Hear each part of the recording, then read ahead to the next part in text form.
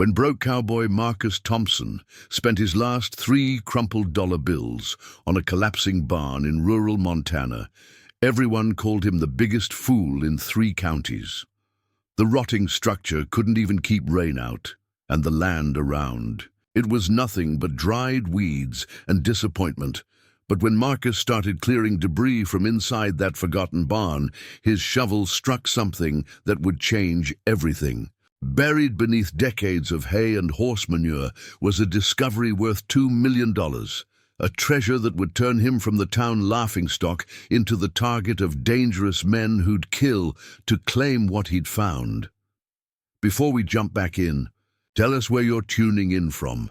And if this story touches you, make sure you're subscribed, because tomorrow I've saved something extra special for you.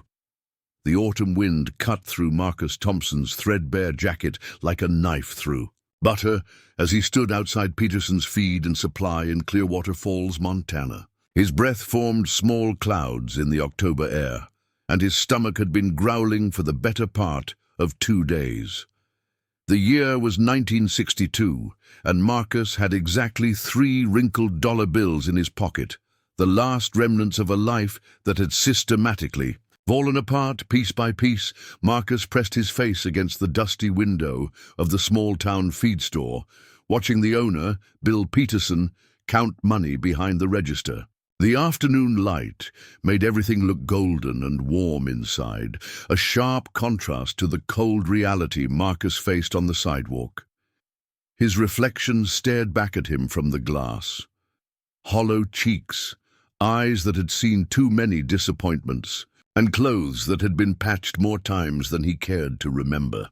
3 months ago, Marcus had been the proud owner of a small cattle operation outside of Billings. Nothing fancy, but it was his.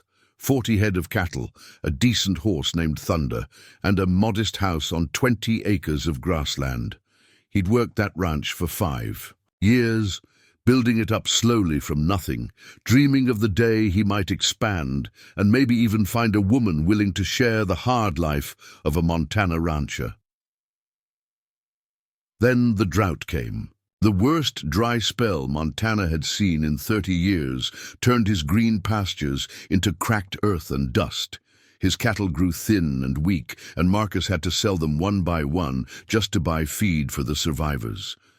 By August, he'd sold the last cow to pay off his bank loan. By September, the bank had taken his house and land. Thunder, his faithful horse, had been sold to a family in town who promised to treat him well.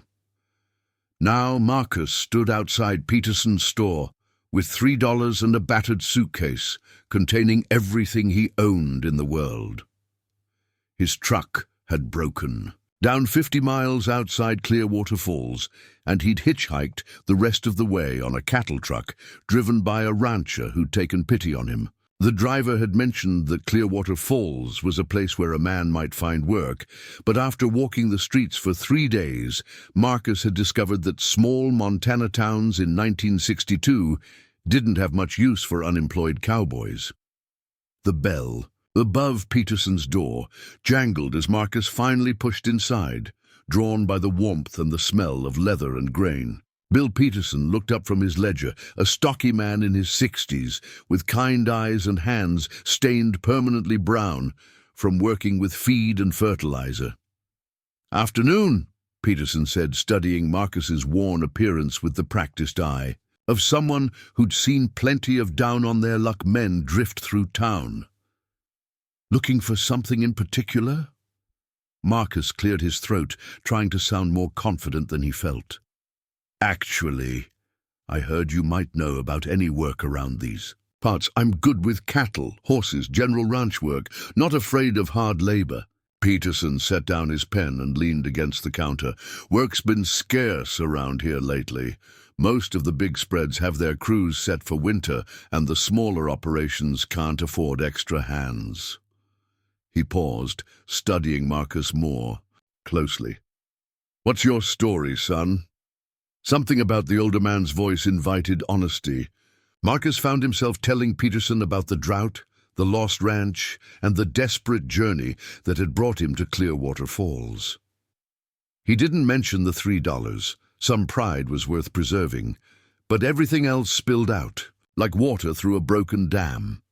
Peterson listened without interrupting, nodding occasionally in the way men do when they recognize shared experience. When Marcus finished, the store owner was quiet for a long moment, running his fingers through his grey beard.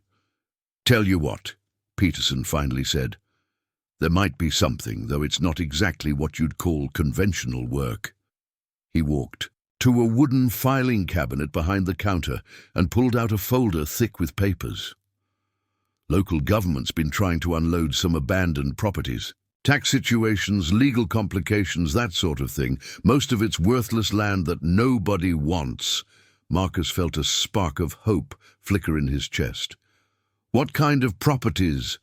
Peterson flipped through several pages before stopping at one. Document. "There's an old barn about 8 miles north of town. Sits on 2 acres of scrubland that's been abandoned for near 15 years. The county's been trying to sell it just to get it off their books." "What happened to the original owner?" Marcus asked. "Old Norwegian fellow named Henrik Lindström. Came here in the 1920s, built that barn with his own hands, used it for storing hay and wintering his draft horses, made a decent living hauling supplies between the mining camps up in the mountains." Peterson shook his head.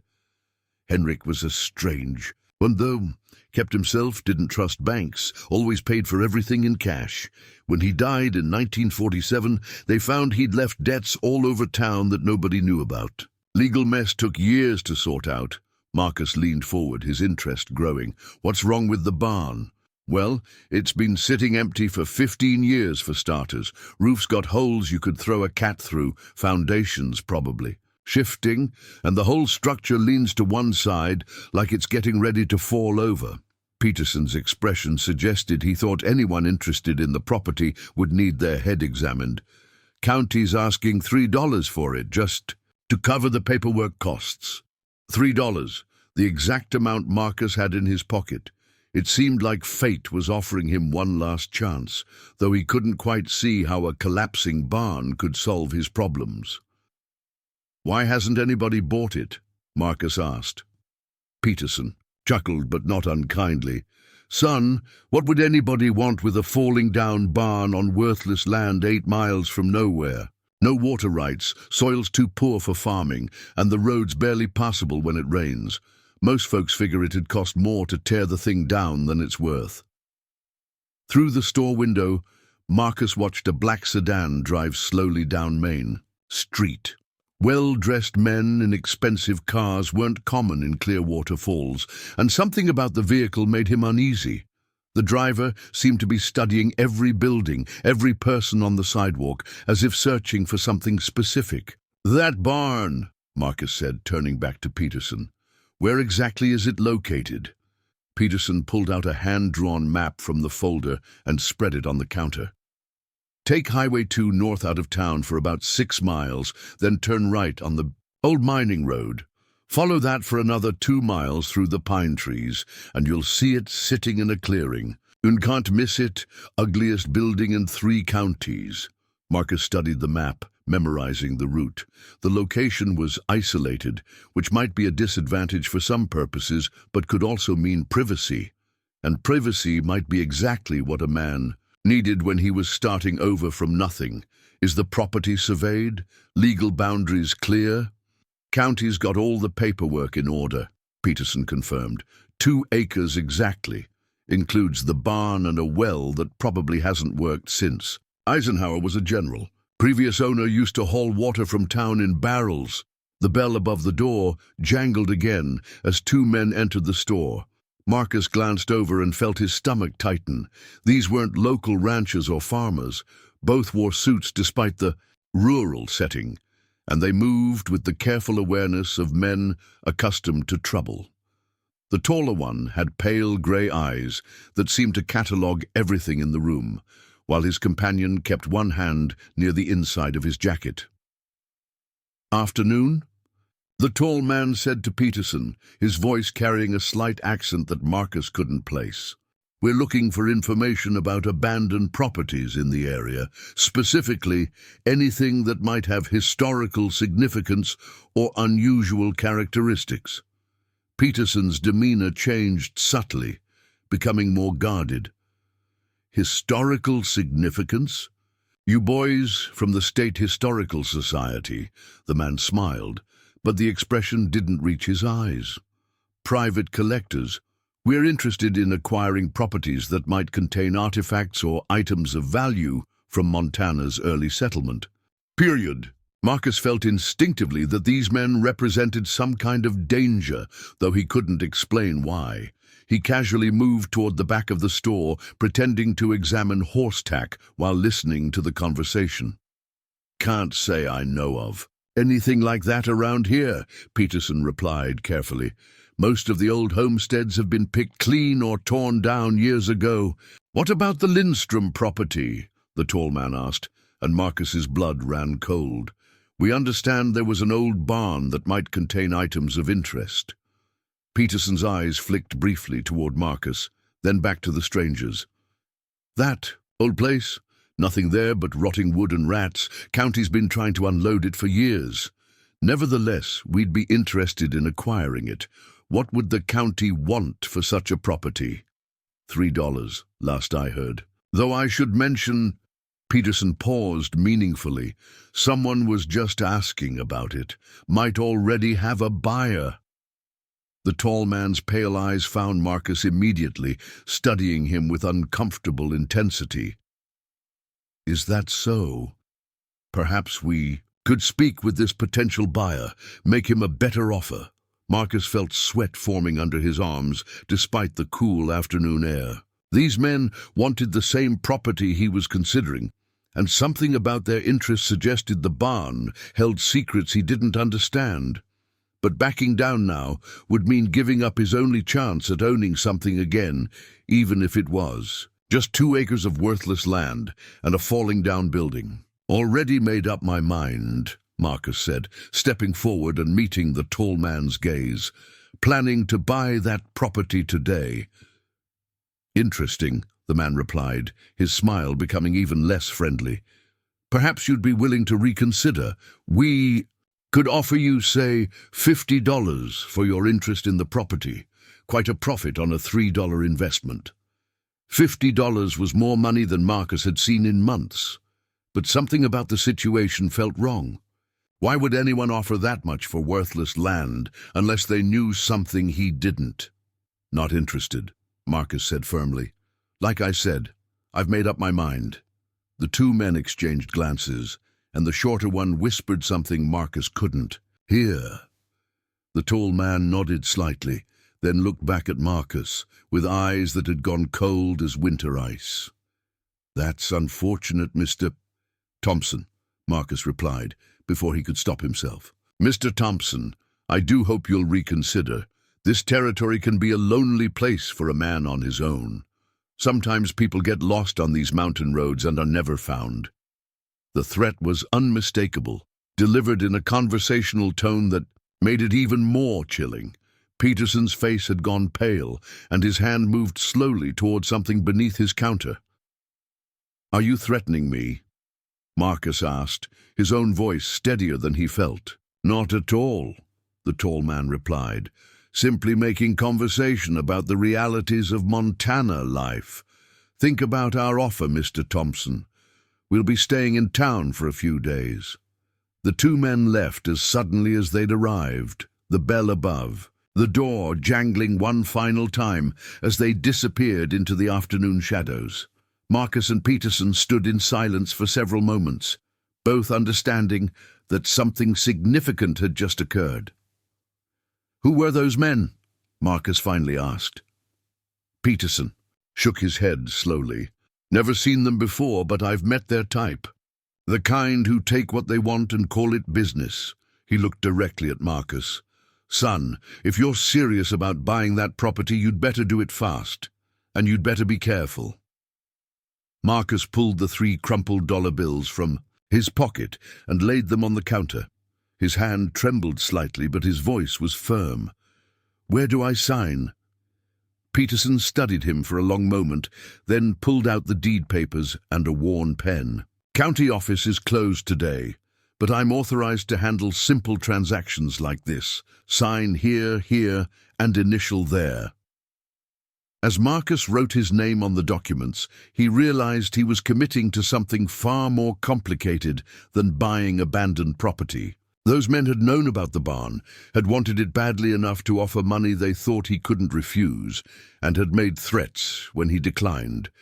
Whatever secrets lay hidden on Henrik Lindstrom's old property, Marcus was about to become their new guardian. Preparing and narrating this story took us a lot of time, so if you are enjoying it, subscribe to our channel. It means a lot to us. Now back to the story. Peterson stamped the papers with an official seal and handed Marcus his copy of the deed. "Congratulations, Mr. Thompson. You now own 2 acres of the most worthless land in Montana, plus 1 barn that's held together mostly by habit and stubbornness."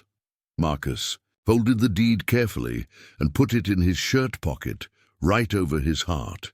For the first time in months, he owned something again.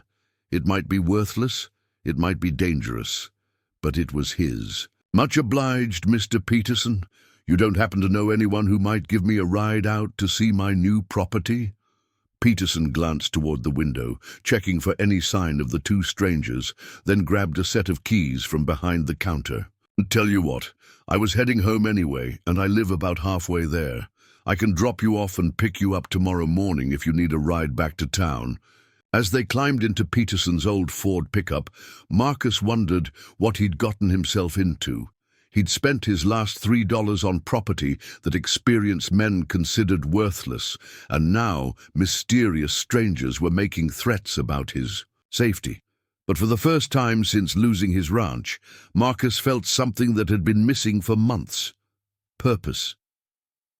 The truck bounced along the rough county road as Peterson navigated potholes and washouts left by autumn rains. They passed through dense stands of pine trees, crossed a narrow creek on a bridge that looked older than statehood, and climbed gradually into foothills that offered spectacular views of the Rocky Mountain peaks beyond.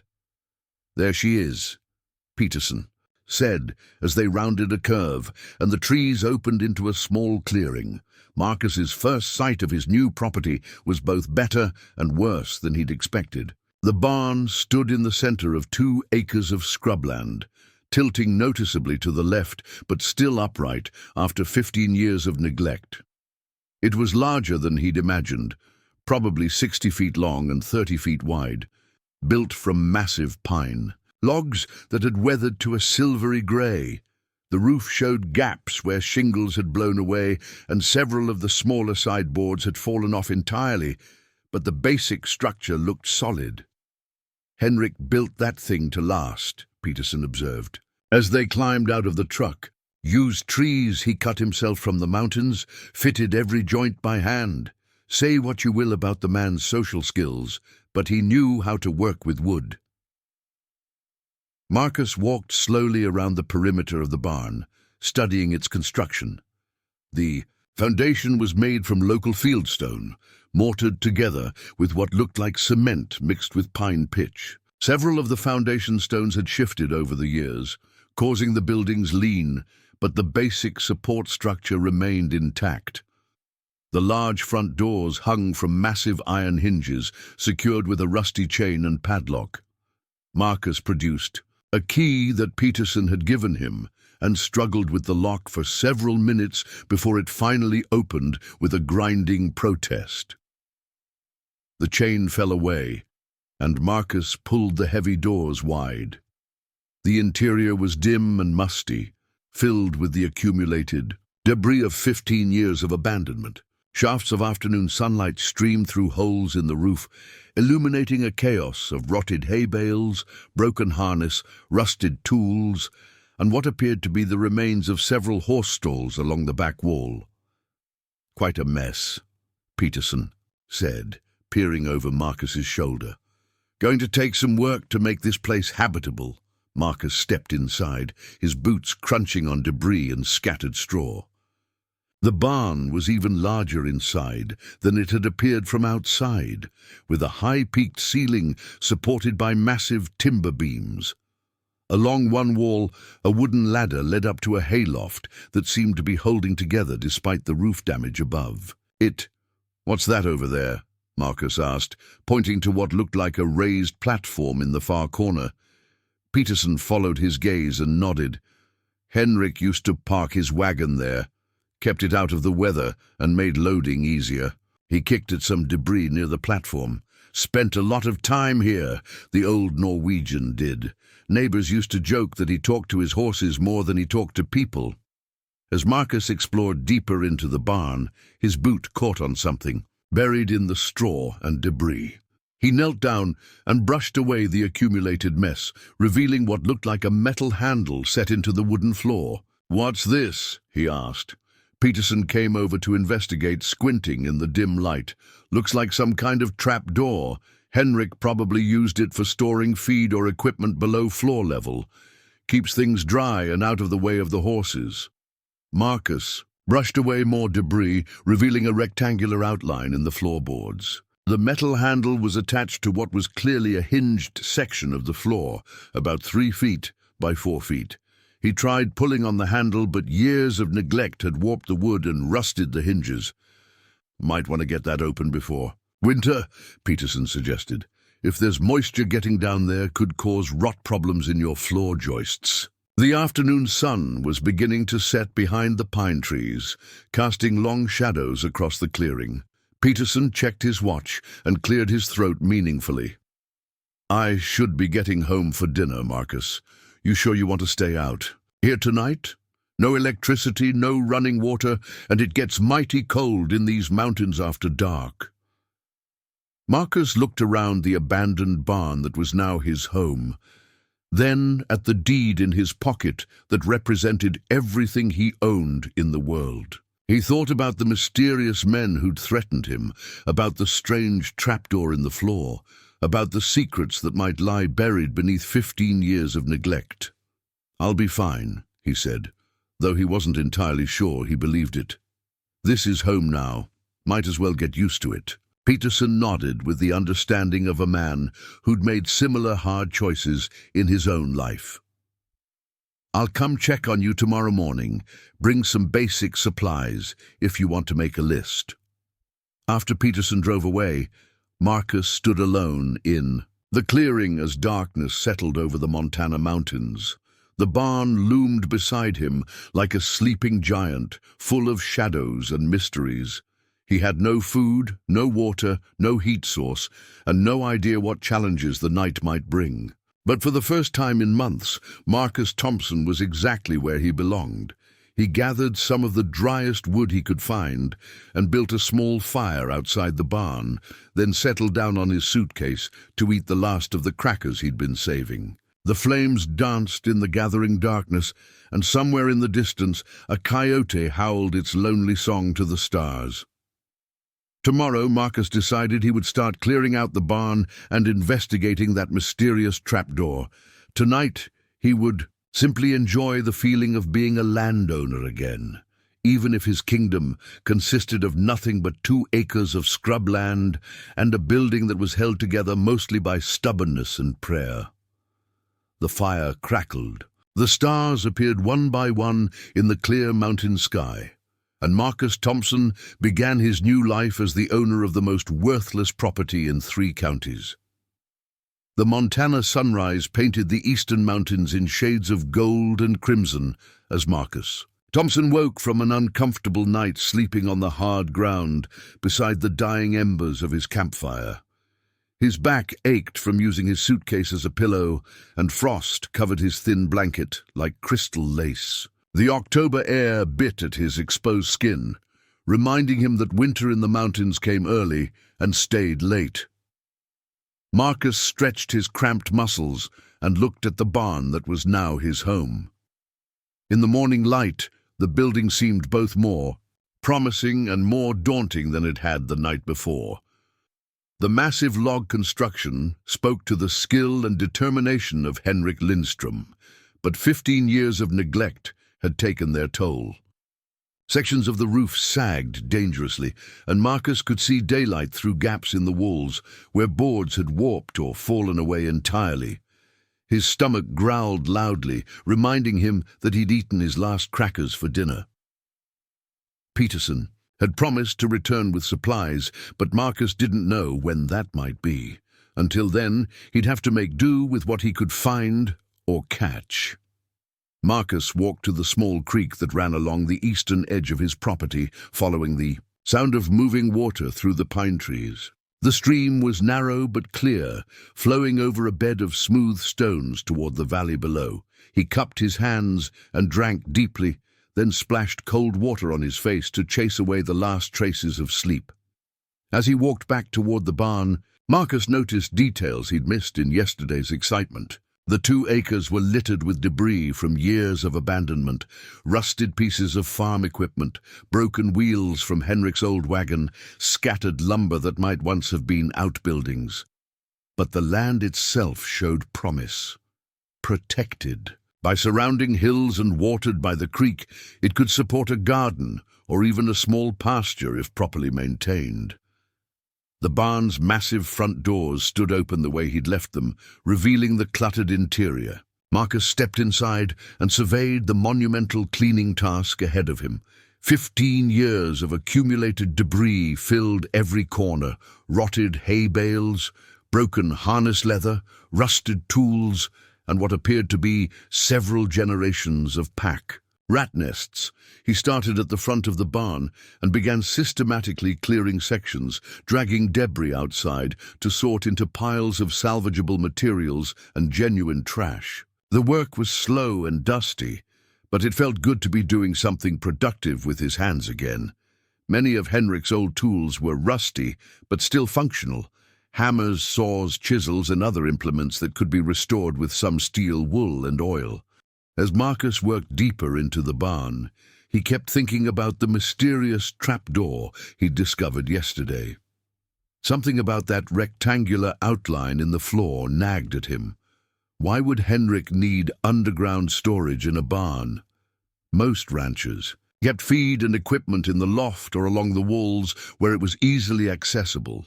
By mid-morning, Marcus had cleared enough debris to expose more of the wooden floor. The trapdoor measured exactly 3 feet by 4 feet, with heavy iron hinges along one side, and that strange metal handle he'd noticed yesterday. The surrounding floorboards looked newer than the rest, as if this section had been rebuilt or reinforced at some point. Marcus found a rusty pry bar among Henrik's tools and worked at the edges of the trapdoor, trying to break free 15 years of accumulated dirt and moisture. The wood groaned and protested, but gradually began to separate. The hinges shrieked like wounded animals as Marcus slowly lifted the heavy wooden panel. Cool air rushed up from the opening below, carrying strange scents that Marcus couldn't immediately identify. The hole revealed a set of wooden steps descending into darkness, not just a simple storage pit, but what looked like a deliberately constructed underground room. Marcus lowered himself carefully through the opening, feeling for each step with his boots. The wooden stairs were solid despite their age, descending about 8 feet below the barn floor. At the bottom, his feet touched packed earth that felt dry and firm. The underground chamber was larger than Marcus had expected, extending well beyond the boundaries of the trapdoor opening. In the dim light, filtering down from above, he could make out stone walls that appeared to be carefully fitted fieldstone, similar to the barn's foundation, but more precisely constructed. The ceiling was supported by heavy wooden beams that looked like they could hold the weight of the entire barn above.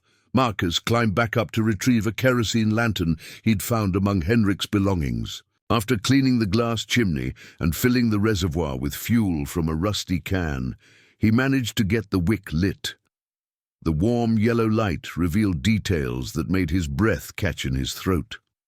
The underground room was approximately 12 feet square, with walls that rose 7 feet to the wooden ceiling beams. But it wasn't the construction that stunned Marcus. It was what Henrik Lindstrom had stored down here. Along three walls, wooden shelves held rows of glass jars filled with what looked like coins. Not just a few jars, but dozens of them. Each carefully sealed and labeled in Henrik's precise handwriting. Marcus lifted the lantern higher and read some of the labels. Silver dollars, 1923, 1927. Gold eagles, 1889, 1895. Morgan dollars, 1878 to 1885. Marcus set the lantern on a wooden table in the center of the room and picked up one of the jars labeled Double Eagles, 1904, 1908. Through the glass, he could see gold coins that gleamed even in the lantern light. $20 gold pieces, each one worth far more than its face value by 1962. His hands trembled as he opened the jar and poured several coins into his palm. The gold felt heavy and warm, and each piece bore the unmistakable stamp of the U.S. Mint. These weren't replicas or novelties. They were genuine American gold coins from the early 1900s. Marcus moved systematically through the room, examining jar after jar. Silver dollars from the 1880s and 1890s, gold eagles from the turn of the century, even some older coins that he couldn't immediately identify. Each jar contained dozens of coins, all carefully sorted by date and denomination. On the wooden table sat a leather-bound ledger that Marcus opened with reverent care. Henrik's precise handwriting filled page after page with meticulous records of his coin collection. Purchase dates, sources, conditions, estimated values, all documented with the obsessive attention of a true collector. As Marcus read through the entries, a picture emerged of Henrik Lindström's secret life. The Norwegian immigrant hadn't just been a simple farmer and hauler. He'd been a shrewd businessman who'd spent 30 years quietly accumulating one of the most valuable coin collections in Montana. The ledger revealed Henrik's strategy. Working the mining camps, he'd been perfectly positioned to acquire coins from prospectors and miners who needed cash quickly. Many entries showed purchases of gold coins at face value from men who didn't understand their numismatic worth. A $20 gold piece bought for $20 that was already worth 30 or 40 by the time Henrik died. Marcus turned to the final entries, dated just weeks before Henrik's death in 1947. The last page contained a summary that made Marcus sit down hard on a wooden crate that served as a chair. Total collection as of March 15, 1947, 2,147 coins. Estimated current value, $847,500, $847,000 in 1947. Marcus's mind raced as he tried to calculate what that collection might be worth 15 years later. Gold and silver coin values had increased dramatically since the war, driven by both inflation and growing collector interest. But there was more. In the back corner of the room, Marcus discovered something that made his pulse quicken even further. Wooden boxes stacked 3 high, each one carefully labeled and sealed with wax. The labels read Raw Silver, Assayed 1945, Gold Nuggets, Various Claims, Mineral Specimens, High-Grade Ore. Marcus opened the top box and found himself looking at chunks of raw silver ore, some pieces as large as his fist. The metal gleamed in the lantern light, obviously high-grade material that Henrik had somehow acquired from local mining operations. The gold nugget boxes contained exactly what their labels promised.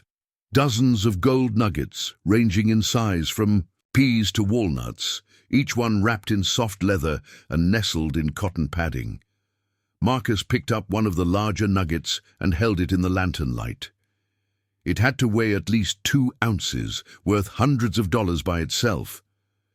As Marcus continued his exploration of Henrik's secret vault, the magnitude of the discovery became clear.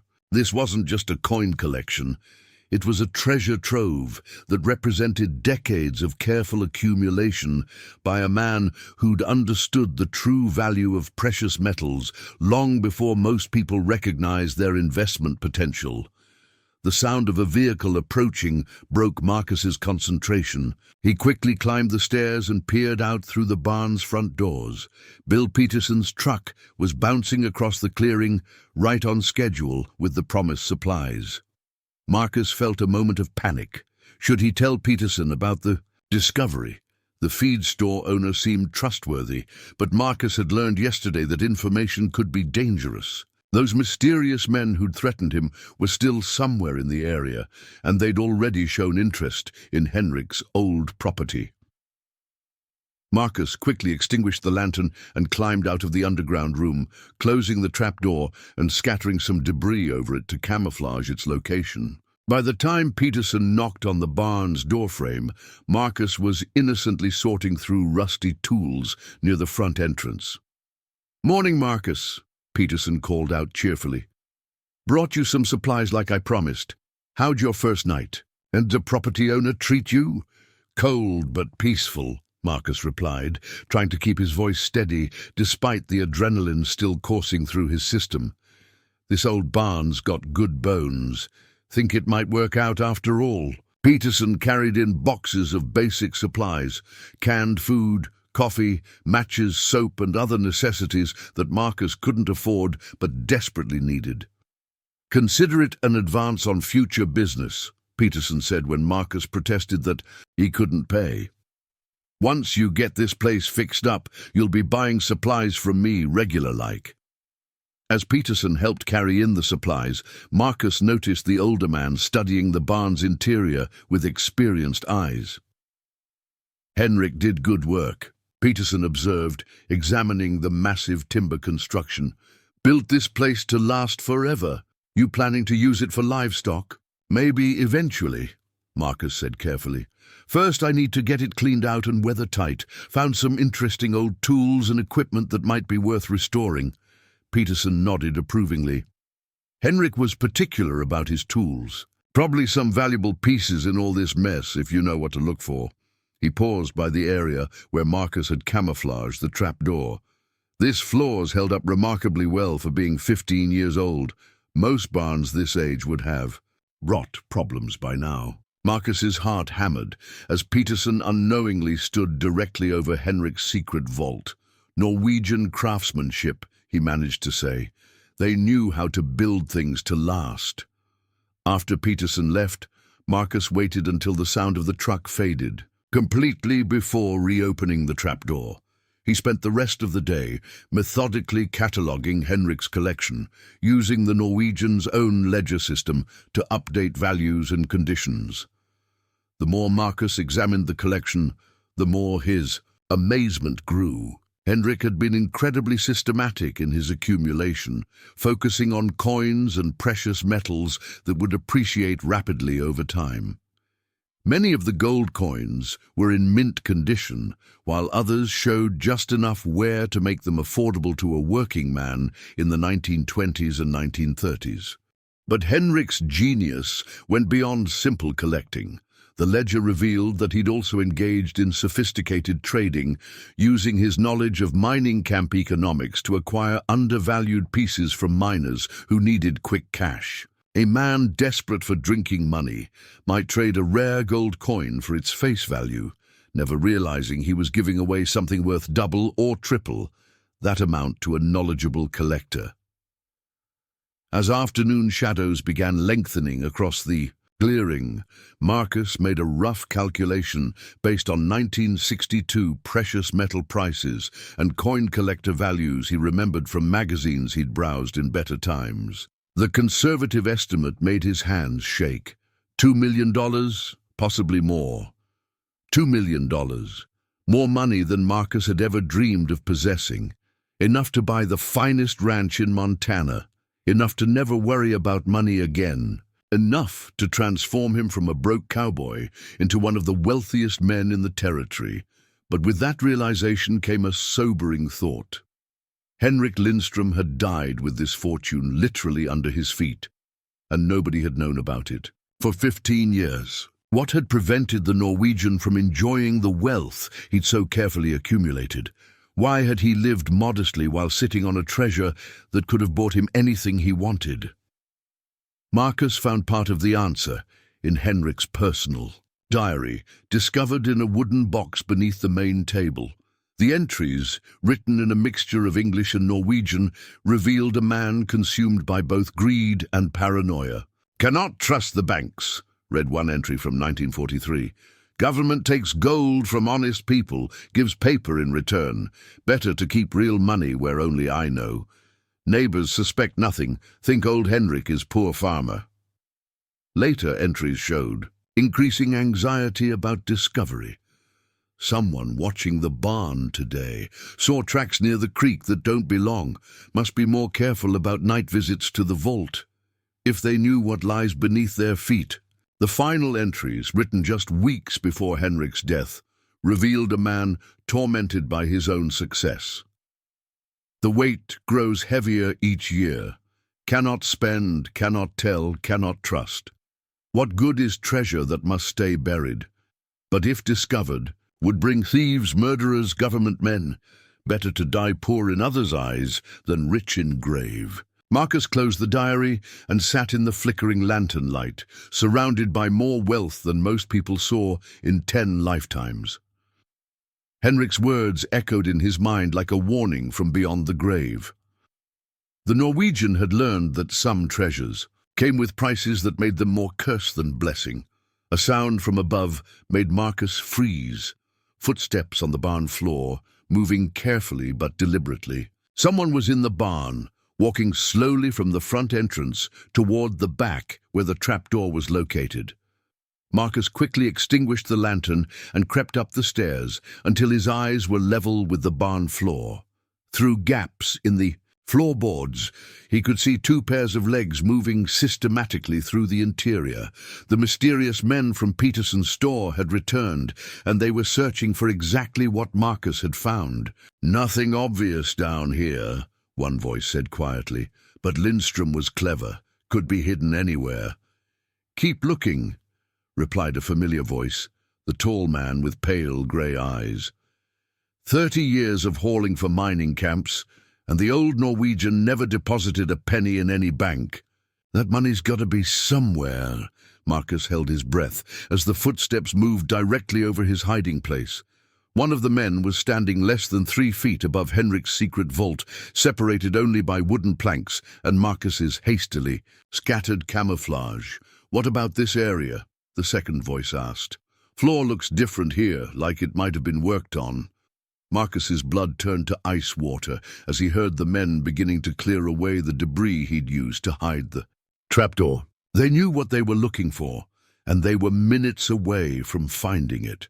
In the darkness of Henrik's vault, surrounded by $2 million in gold and silver, Marcus Thompson faced the same terrible choice that had consumed the Norwegian immigrant for decades. The treasure beneath his feet could transform his life or end it if the wrong people learned his secret. The sound of debris being moved grew louder above him. Marcus gripped the handle of a heavy silver bar, knowing that in moments he'd either have to fight for his discovery or watch helplessly as strangers stole the fortune that represented his only chance at a future. Henrik Lindstrom had died with his secret intact. Marcus wondered if he'd be given the same choice. Marcus Thompson crouched in the darkness of Henrik's underground vault, his heart pounding so loudly he was certain the men above could hear it through the wooden floor. The scraping sounds of debris being moved grew more deliberate as the intruders methodically cleared away his hastily arranged camouflage. "This section definitely looks disturbed," the tall man's voice carried clearly through the floorboards. "Recent activity, probably. Within the last day or 2. Marcus gripped a heavy gold bar from one of Henrik's boxes, knowing it would make a poor weapon, but feeling better with something solid in his hand. Through tiny gaps between the planks above, he could see shadows moving back and forth as the men worked to expose the trapdoor's outline. "Got it!" the second voice said triumphantly. "Trapdoor, just like the Norwegian's journal described. Clever old bastard built himself a proper vault down there." Marcus's blood ran cold. These men knew about Henrik's journal, which meant they'd been researching the property long before Marcus had ever heard of it. They hadn't stumbled onto this discovery by accident. They'd come to Clearwater Falls specifically hunting for Henrik Lindstrom's hidden fortune. The sound of the trapdoor being forced open echoed through the underground chamber like thunder.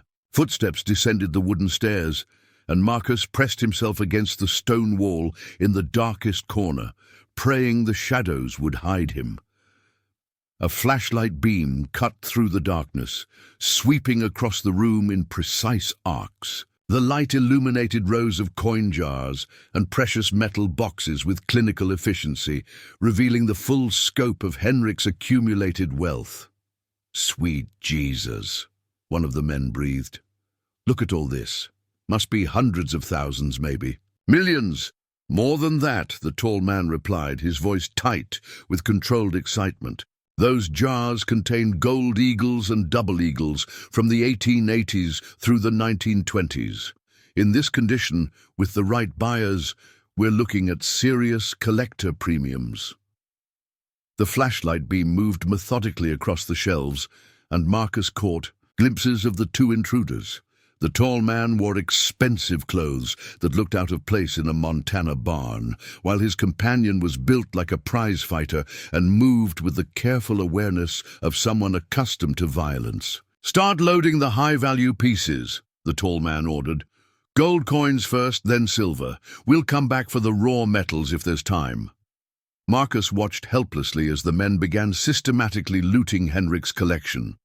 They worked with obvious expertise, selecting the most valuable coins and ignoring the common pieces. These weren't random thieves. They were professionals who understood exactly what they were stealing. The irony wasn't lost on Marcus. He'd owned this property for less than 24 hours, and already he was losing a fortune he'd barely had. Time to comprehend. But something about the men's casual efficiency suggested they'd done this before, probably many times. "What about the Norwegian's journal?" the tall man asked, as he carefully packed gold double eagles into a leather satchel. "Did it mention any other hiding places?" "Just this one," his partner replied, "but Lindstrom was paranoid. Wouldn't surprise me if he had backup caches scattered around the property." Marcus filed that information away while watching his newfound wealth disappear into the thieves' bags. If there were other hiding places on the property, he needed to find them before these men did. The loading process seemed to take hours, but probably lasted only 20 minutes.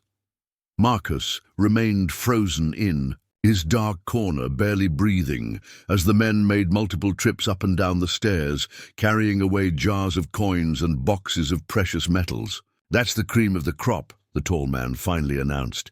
"Must be close to half the total value. We'll come back tomorrow night for the rest." "What about the new owner?" the prizefighter asked. "That cowboy might get curious about the trapdoor." The tall man's laugh was cold and humorless. "Mr. Thompson bought this property without knowing what was under it. If he'd discovered the vault, he'd have been down here already, loading up his own wagon. No, he's just a broke drifter who got lucky at a county auction." Marcus bit his tongue to keep from making any sound. These men had seriously underestimated him, which might be the only advantage he had left. "Besides," the tall man continued, "if Thompson becomes a problem, we can always arrange an accident.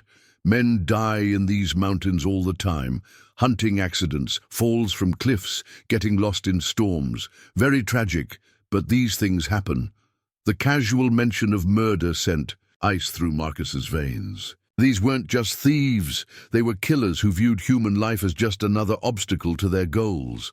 The men climbed the stairs and closed the trapdoor, but Marcus remained motionless in the darkness for another hour, listening to them move around above. They were being careful to camouflage their work, probably scattering debris back over the trapdoor entrance. Eventually, Marcus heard voices and footsteps moving toward the barn's front entrance. A car engine started in the distance and gradually faded as the thieves drove away with their stolen fortune. Marcus waited another 30 minutes before lighting Henrik's old lantern and climbing the stairs. The barn above was empty, and the debris had been carefully rearranged to hide evidence of the break-in. Only someone who knew exactly where to look would notice that the trapdoor had been disturbed. Back in the vault, Marcus surveyed the damage. With growing fury, the thieves had taken roughly half of Henrik's coin collection, the most valuable pieces that would be easiest to sell to private collectors. They'd left behind the common silver dollars and less valuable gold pieces, probably planning to retrieve them later, but they'd missed something important. In their focus on the obvious treasures, the thieves hadn't noticed a small wooden box, tucked behind the main table. Marcus opened it and found Henrik's most personal documents, property deeds, mining claim certificates, and what appeared to be detailed maps of the surrounding area. The maps were hand-drawn and showed locations throughout the valley, marked with cryptic symbols. Several sites were labeled in Henrik's careful handwriting: Cash Point Alpha, Silver Reserve B, Emergency Store C. The Norwegian immigrant had indeed established multiple hiding places around his property. Marcus studied the maps by lantern light, trying to decode Henrik's symbol system. Most of the marked locations appeared to be natural landmarks, distinctive rock formations, lightning-struck trees, creek bends that would remain recognizable for decades. One map showed the barn and its immediate surroundings in precise detail. The underground vault was clearly marked, but so were 3 other locations within a quarter-mile radius. Henrik had been even more paranoid and prepared than his diary had suggested.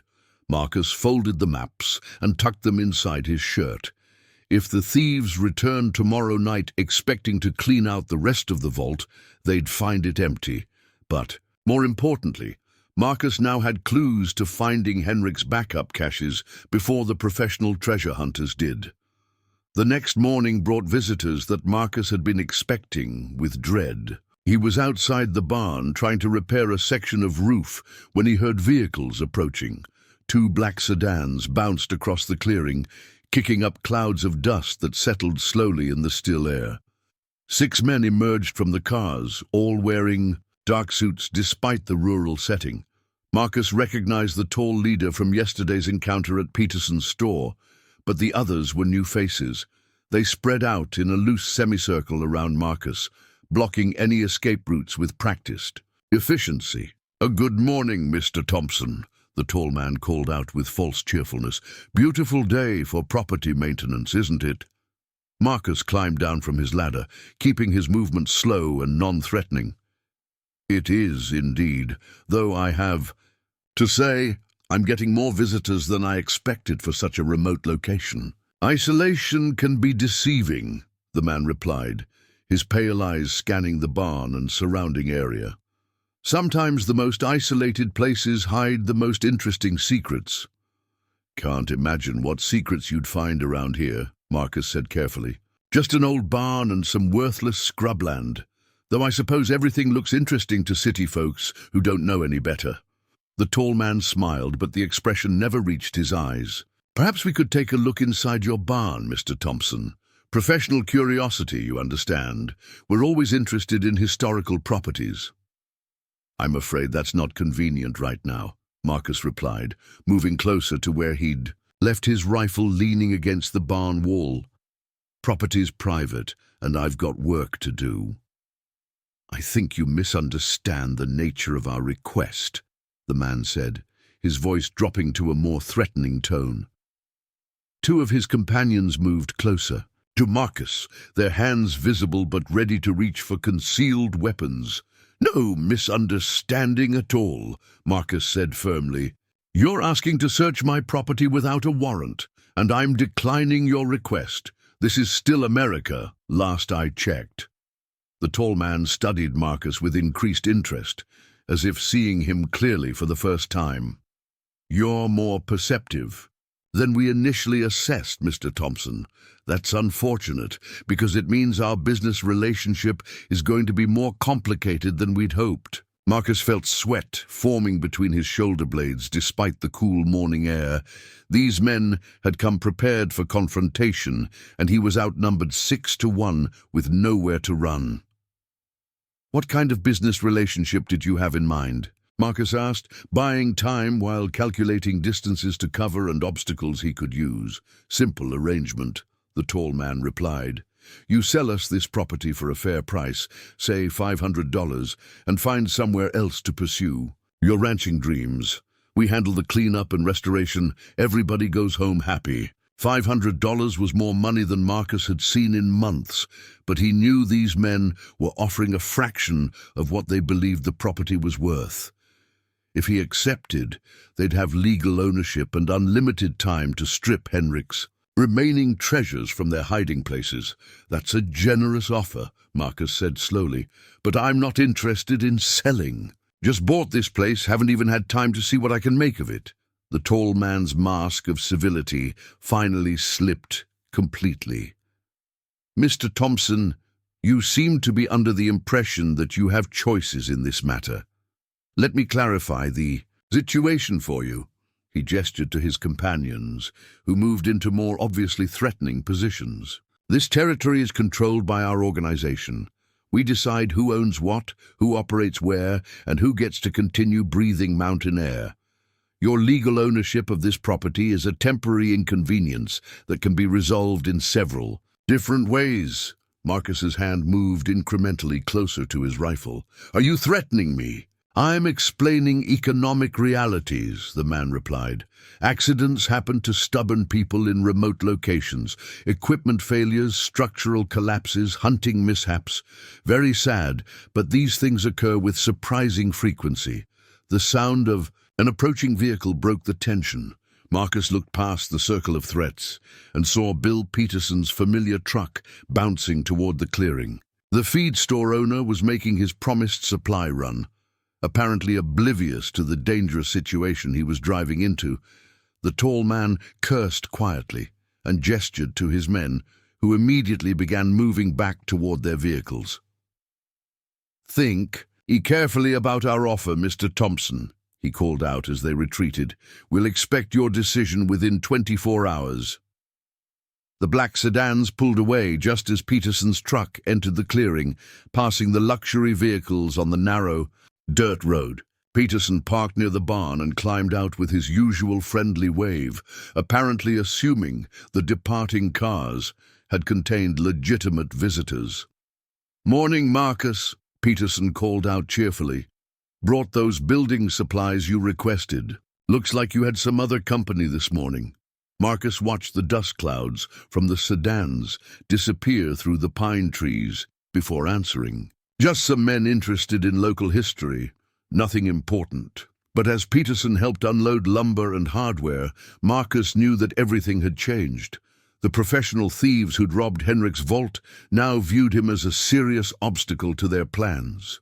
They'd given him 24 hours to leave voluntarily, after which they'd almost certainly resort to more direct methods. Marcus Thompson had found the treasure of a lifetime, only to discover that some fortunes came with death sentences attached. Henrik Lindstrom's paranoia was starting to make perfect sense. As Peterson drove away, Marcus began making preparations for a siege. The men who'd threatened him would return, probably after dark when they felt they held the advantage. But Marcus had spent his last dollar on this property, and he'd be damned if he'd let anyone drive him away from his only chance at a future. The afternoon sun cast long shadows across the clearing as Marcus cleaned his rifle and checked his ammunition. Tomorrow morning, he'd either be a property owner with a fighting chance at prosperity, or he'd be another missing person in the Montana wilderness. Either way, the war for Henrik Lindstrom's fortune was about to begin in earnest. The cold Montana. Dawn brought clarity to Marcus Thompson's desperate situation. He sat on his makeshift bed inside the barn, cleaning his rifle for the third time and trying to face facts that would have seemed impossible just 48 hours earlier. Professional treasure hunters wanted him dead. He was sitting on a fortune that could disappear at any moment, and he had roughly 12 hours before the deadline they'd given him expired. Marcus had spent the night moving through Henrik's maps, using a shuttered lantern to locate two of the Norwegians' backup caches. The first, hidden beneath a distinctive lightning-struck pine tree, contained another collection of silver coins worth thousands of dollars. The second, buried near a creek bend marked with stacked stones, held raw gold nuggets and several pieces of high-grade silver ore. Henrik Lindström had been more than paranoid, he'd been brilliant. The old Norwegian had distributed his wealth across multiple locations, ensuring that no single discovery could wipe out his entire fortune. But Marcus faced a problem Henrik had never solved: how to defend multiple treasure sites from organized criminals who had superior numbers and resources. As the sun climbed higher, Marcus made a decision that would have terrified him under normal circumstances. He needed help, and that meant trusting people with secrets that could get them killed. But staying isolated had gotten Henrik murdered. Marcus was certain now that the Norwegian's heart failure had been anything but natural. Marcus saddled Henrik's old mare, a sturdy brown horse he'd found in a pasture behind the barn. The animal had survived 15 years of semi-wild living and seemed grateful for human attention again. He loaded his saddlebags with some of the remaining coins from the vault, enough to prove his story, but not enough to lose everything if his gamble failed. The ride to Clearwater Falls took 2 hours through winding mountain trails that Henrik had probably used to avoid curious neighbors. Marcus kept to the forest paths, staying away from main roads where those black sedans might be patrolling. The precious cargo in his saddlebags felt heavier than gold as he considered what he was about to do. Bill Peterson looked up in surprise. When Marcus walked into the feed store before opening hours, the older man was alone, updating his inventory books by lamplight in the pre-dawn darkness. "Marcus, what brings you to town so early? And why do you look like you've been awake for 3 days?" Marcus locked the door behind him and turned the sign to closed. Peterson's eyebrows rose, but he didn't object as Marcus pulled down the window shades. "Bill, I need to tell you something that's going to sound impossible. But before I do, I need to know, can I trust you with information that could get us both killed?" Peterson set down his pen and studied Marcus's face carefully. "Son, I've been in this business for 30 years. I've kept secrets for ranchers hiding debts, miners jumping claims, and women running from violent husbands. What's got you so spooked?" Marcus reached into his saddlebag and pulled out a leather pouch. He opened it on Peterson's counter, revealing a collection of gold coins that gleamed in the lamplight. Double eagles, eagles, and half-eagles from the 1890s through the 1920s, each one worth far more than its face value. Peterson's eyes widened as he picked up one of the coins and examined it under his desk lamp. "Jesus Christ, Marcus, where did these come from?" "Henrik Lindström's barn," Marcus replied quietly. "There's a hidden vault under the floor that the old Norwegian spent 30 years filling with coins and precious metals. What I'm showing you is maybe 1% of what's down there." Peterson sat down heavily in his chair, still holding the gold coin. "You're telling me Henrik died sitting on a fortune worth at least $2 million, Marcus confirmed. "But here's the problem. I'm not the only one who knows about it." Marcus described the events of the past 2 days, the mysterious men who'd threatened him, the professional theft from the vault, the ultimatum he'd received. Peterson listened without interrupting, his expression growing more concerned with each detail. "These men," Peterson said when Marcus finished, "you think they killed Henrik?" "I'm certain of it. Henrik's diary shows he was getting more paranoid near the end, like he knew someone was closing in. A healthy 50-year-old Norwegian doesn't just drop dead of heart failure in his own cabin." Peterson walked to his front window and peered through a gap in the shades. "Those 2 men who came in here yesterday, they weren't just passing through. They've been asking questions all over town. About Henrik, about the barn, about anyone who might know the property's history." "What kind of questions?"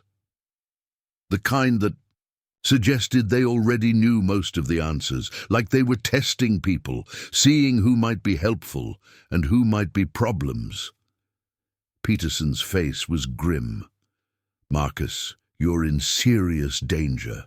These people aren't local claim jumpers. They're organized criminals with resources and connections." Marcus felt a mixture of relief and terror, relief that Peterson believed his story and was taking the threat seriously. Terror because the older man's assessment confirmed his worst fears about what he was facing. "I can't fight them alone, Bill, but I can't just run away either. This is my only chance to build a real life, and Henrik spent decades protecting this treasure. I owe it to him to keep it out of their hands." Peterson was quiet for several minutes, staring at the gold coins on his counter. Finally, he looked up at Marcus with the expression of a man making a dangerous decision. "You'll need allies, people who understand what you're up against and are willing to help." Peterson paused. "There's a group of men in this valley who've had their own problems with organized criminals. Mining claim disputes, property theft, intimidation tactics. They might be interested in your situation." "What kind of men?" "Small ranchers, independent miners, some of the Mexican families who work seasonal jobs at the bigger spreads, men who've been pushed around by people with money and lawyers." Peterson pulled a piece of paper from his desk drawer and began writing names. "The leader is a man named Diego Morales. Owns a small spread about 10 miles south of your place. He's smart, tough, and he's got reasons to hate the kind of people who've been threatening you." Marcus studied the list of names Peterson handed him. Most were Hispanic, with a few Anglo names scattered throughout. Why would they help a stranger? Because they understand that if criminals can drive one honest man off his land, they can drive off anybody. And because Diego Morales believes in fighting back, when fighting back is the only choice left. Peterson stood up and walked to a gun cabinet behind his counter. "But first, you're going to need better weapons than that old hunting rifle. These men you're facing will come armed for war." Peterson unlocked the cabinet and pulled out a lever-action Winchester and 2 boxes of ammunition. "This belonged to my son before he died in Korea. It's accurate, reliable, and it'll drop a man at 200 yards. Marcus felt overwhelmed by the older man's generosity. "Bill, I can't pay for this. Hell, I can't even pay for the supplies you've already given me. Son, there are some fights that go beyond money. Henrik Lindstrom was a strange old bird, but he was an honest man who minded his own business. If criminals murdered him for his treasure, then helping you is about more than business. It's about what kind of community we want to live in." Peterson helped Marcus load the Winchester and showed him how to adjust the sights for distance shooting. "Diego Morales usually comes to town on Friday mornings for supplies. That's today. If you want to talk to him, he'll be at Chen's General Store around 10 o'clock. Marcus checked his pocket watch. 8:30. Enough time to scout the town. "And make sure those black sedans weren't waiting in ambush. One more thing," Peterson said, as Marcus prepared to leave. "If this goes bad, if those men capture or kill you, what happens to Henrik's treasure?" Marcus had been thinking about the same question. "There's a map hidden in the vault showing Henrik's backup caches. If something happens to me, the map goes to you. Use it to recover what you can and make sure it gets to people who'll use it right." Peterson nodded grimly. "Let's hope it doesn't come to that." Marcus left through the store's back door, leading Henrik's mare through alleys and side streets toward Chen's General Store. The town seemed unusually quiet for a Friday morning, with fewer people on the streets than he'd expected. Either everyone was staying inside, or the wrong kind of people were encouraging others to mind their own business. Chen's General Store occupied a corner building that served the area's diverse population of Anglo ranchers, Mexican seasonal workers, and Chinese miners who worked smaller claims in the surrounding hills. Marcus had heard that the owner, Robert Chen, was one of the few Chinese immigrants who'd managed to establish a successful business despite significant prejudice. Marcus tied his horse behind the store and entered through the back door, not wanting to be visible from the street. The interior was organized chaos, shelves packed with everything from mining tools to cooking supplies, with signs in English, Spanish, and Chinese characters. Robert Chen looked up from behind the counter where he was weighing flour for a customer. He was a compact man in his 40s with intelligent eyes and the steady movements of someone accustomed to hard work. His customer was clearly Hispanic, probably in his 30s, with the weather-beaten face and calloused hands of a working rancher. "Excuse me," Marcus said quietly. "I'm looking for Diego Morales." The Hispanic man turned toward Marcus, his expression cautious but not unfriendly. "That would be me. And you are?" "Marcus Thompson." Bill Peterson said, "You might be willing to talk about some problems we might have in common." Diego's eyes sharpened with interest. "What kind of problems?" Marcus glanced around the store, noting that they were the only customers present. "The kind that involve men in expensive suits, making threats about property ownership and unfortunate accidents." Diego and Robert Chen exchanged meaningful looks. Chen walked to the front door, turned the sign to closed, and pulled down the window shades. "Perhaps we should talk in private," Diego said, gesturing toward a door marked "Office" in 3 languages. The office was small but comfortable, with chairs arranged around a scarred wooden table that had obviously hosted many serious conversations. Chen poured coffee from a pot on a small stove, while Diego studied Marcus with the careful attention of a man who'd learned to judge character quickly. "Bill Peterson is a good man," Diego said finally. "If he sent you to me, you must be facing serious trouble." Marcus decided that half-truths would be more dangerous than complete honesty. He pulled out the leather pouch and spread Henrik's coins on the table, then told the complete story of his discovery and the threats that had followed. Diego listened without interrupting, occasionally asking questions that showed he understood both the treasure's value and the danger it represented. Chen said little, but his expressions suggested he was familiar with the kind of organized criminals Marcus described. "These men," Diego said when Marcus finished, "they've been operating in this territory for at least 2 years. Small ranchers, losing their land to legal complications that don't quite make sense. Independent miners finding their claims challenged by companies they've never heard of. Always very professional, always technically legal, always backed by more money than honest working men can fight." "You've dealt with them before?" Marcus asked. "My cousin lost his ranch to them last year. Legal papers that seemed legitimate, court orders that couldn't be challenged, and when he tried to fight, he had an accident with his horse. Broke his back and can't work anymore." Diego's voice carried controlled anger. "These people take what they want and destroy anyone who tries to stop them." Chen spoke for the first time since they'd sat down. "My brother-in-law had similar problems with his mining claim. Men in suits claiming his paperwork was fraudulent, offering to buy him out for pennies on the dollar. When he refused, his equipment started having mysterious failures, dangerous failures that could have killed him." Marcus felt both relief and apprehension.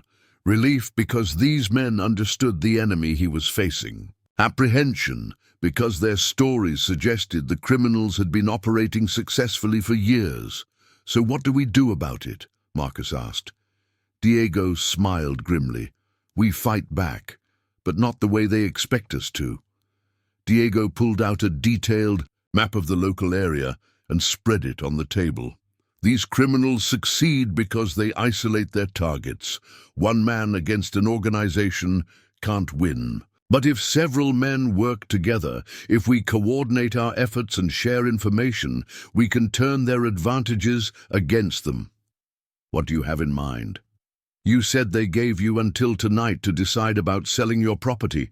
They'll expect you to either run away or try to fight them alone on your land, where they control the situation." Diego traced routes on the map with his finger. "Instead, we bring the fight to them on ground we choose." Chen leaned forward with interest. "An ambush? Better than that. A trap that forces them to reveal how big their organization is and who's really behind it." Diego looked directly at Marcus. "But it will require you to risk everything, including your life." Marcus thought about Henrik Lindström dying alone in his cabin while treasure worth millions lay hidden beneath his feet.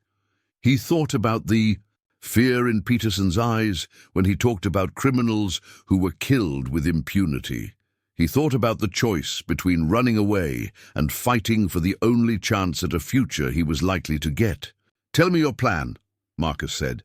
Diego spread additional papers on the table. Detailed sketches of the area around Marcus's barn, notes about local terrain, and what appeared to be a carefully thought-out strategy for dealing with superior numbers and firepower. "The key is making them think they're winning right up until the moment they lose everything," Diego explained. "And that means you're going to have to let them believe they've killed you." As Diego outlined his plan, Marcus realized he was committing to something far more dangerous than defending his property. He was joining a war that had been building in the Montana Territory for years, a war between honest working men and the organized criminals who fed on their labor. But as he looked at the gold coins scattered across the table, Henrik's legacy, that represented decades of careful work, Marcus knew he'd already made his choice. Some things were worth fighting for, even if the fight could cost everything. The war for Henrik Lindström's fortune was about to become much larger than anyone expected. The October sun was setting behind the Montana mountains when Marcus Thompson rode Henrik's mare back toward his property, knowing he was heading into what would likely be his final hours. The plan Diego Morales had outlined was brilliant in its complexity, but it required precise timing and nerves of steel. One mistake would leave Marcus genuinely dead instead of just appearing to be. Marcus had spent the afternoon positioning Diego's men throughout the valley. 5 experienced fighters were now hidden in strategic locations around the barn, each armed with rifles and detailed knowledge of the trap they were about to spring. Robert Chen had contributed 2 of his mining friends, men who understood explosives and could handle themselves in dangerous situations. But the most crucial element of the plan was Marcus himself. He had to convince the criminal organization that they'd succeeded in killing him, while actually surviving the encounter and gathering evidence of their crimes. It was a gamble that could backfire in a dozen different ways. As Marcus approached his property in the gathering darkness, he could see lights moving around the barn. The criminals had arrived early, probably hoping to catch him off guard. But their impatience would work against them now, as Diego's trap was already fully prepared. Marcus dismounted about a quarter-mile from the barn and approached on foot, staying in the tree line until he could observe the situation clearly. Through binoculars borrowed from Peterson's store, he counted 7 men armed with rifles and pistols. 3 black sedans were parked near the barn's front entrance, while the men systematically searched the building and surrounding area. The tall leader who'd made the original threats stood near the barn's entrance, directing his subordinates. With military precision, these weren't random criminals, they were organized professionals who'd obviously done this many times before. Marcus checked his pocket watch, 7:15. Diego's men would begin moving into position at 7:30, giving Marcus exactly 15 minutes to start the charade that would hopefully save his life and expose the criminal operation.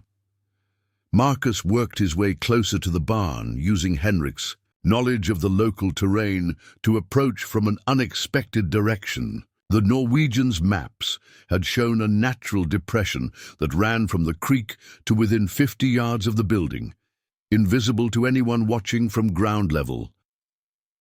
At 7:25, Marcus lit the special fuse that Chen had prepared for him. It would burn for exactly 5 minutes before detonating charges placed in the barn's underground vault.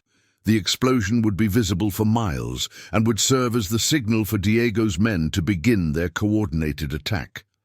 Marcus took a deep breath and stepped out of the tree line, walking openly toward the barn with his hands raised above his head. "Don't shoot," he called out loudly. "I want to talk." The effect was immediate. Rifle barrels swung toward him and shouts erupted from multiple directions as the criminals realized their target had arrived. The tall leader emerged from the barn. With a satisfied smile, flanked by two armed subordinates, "Mr. Thompson," the man called out mockingly, "how thoughtful of you to save us the trouble of hunting you down. I trust you've reconsidered our generous offer?" Marcus continued walking forward with his hands visible, stopping about 20 feet from the criminal leader. "I've thought about it, and you're right. I can't fight your organization alone. I'm ready to sell." The tall man's smile widened.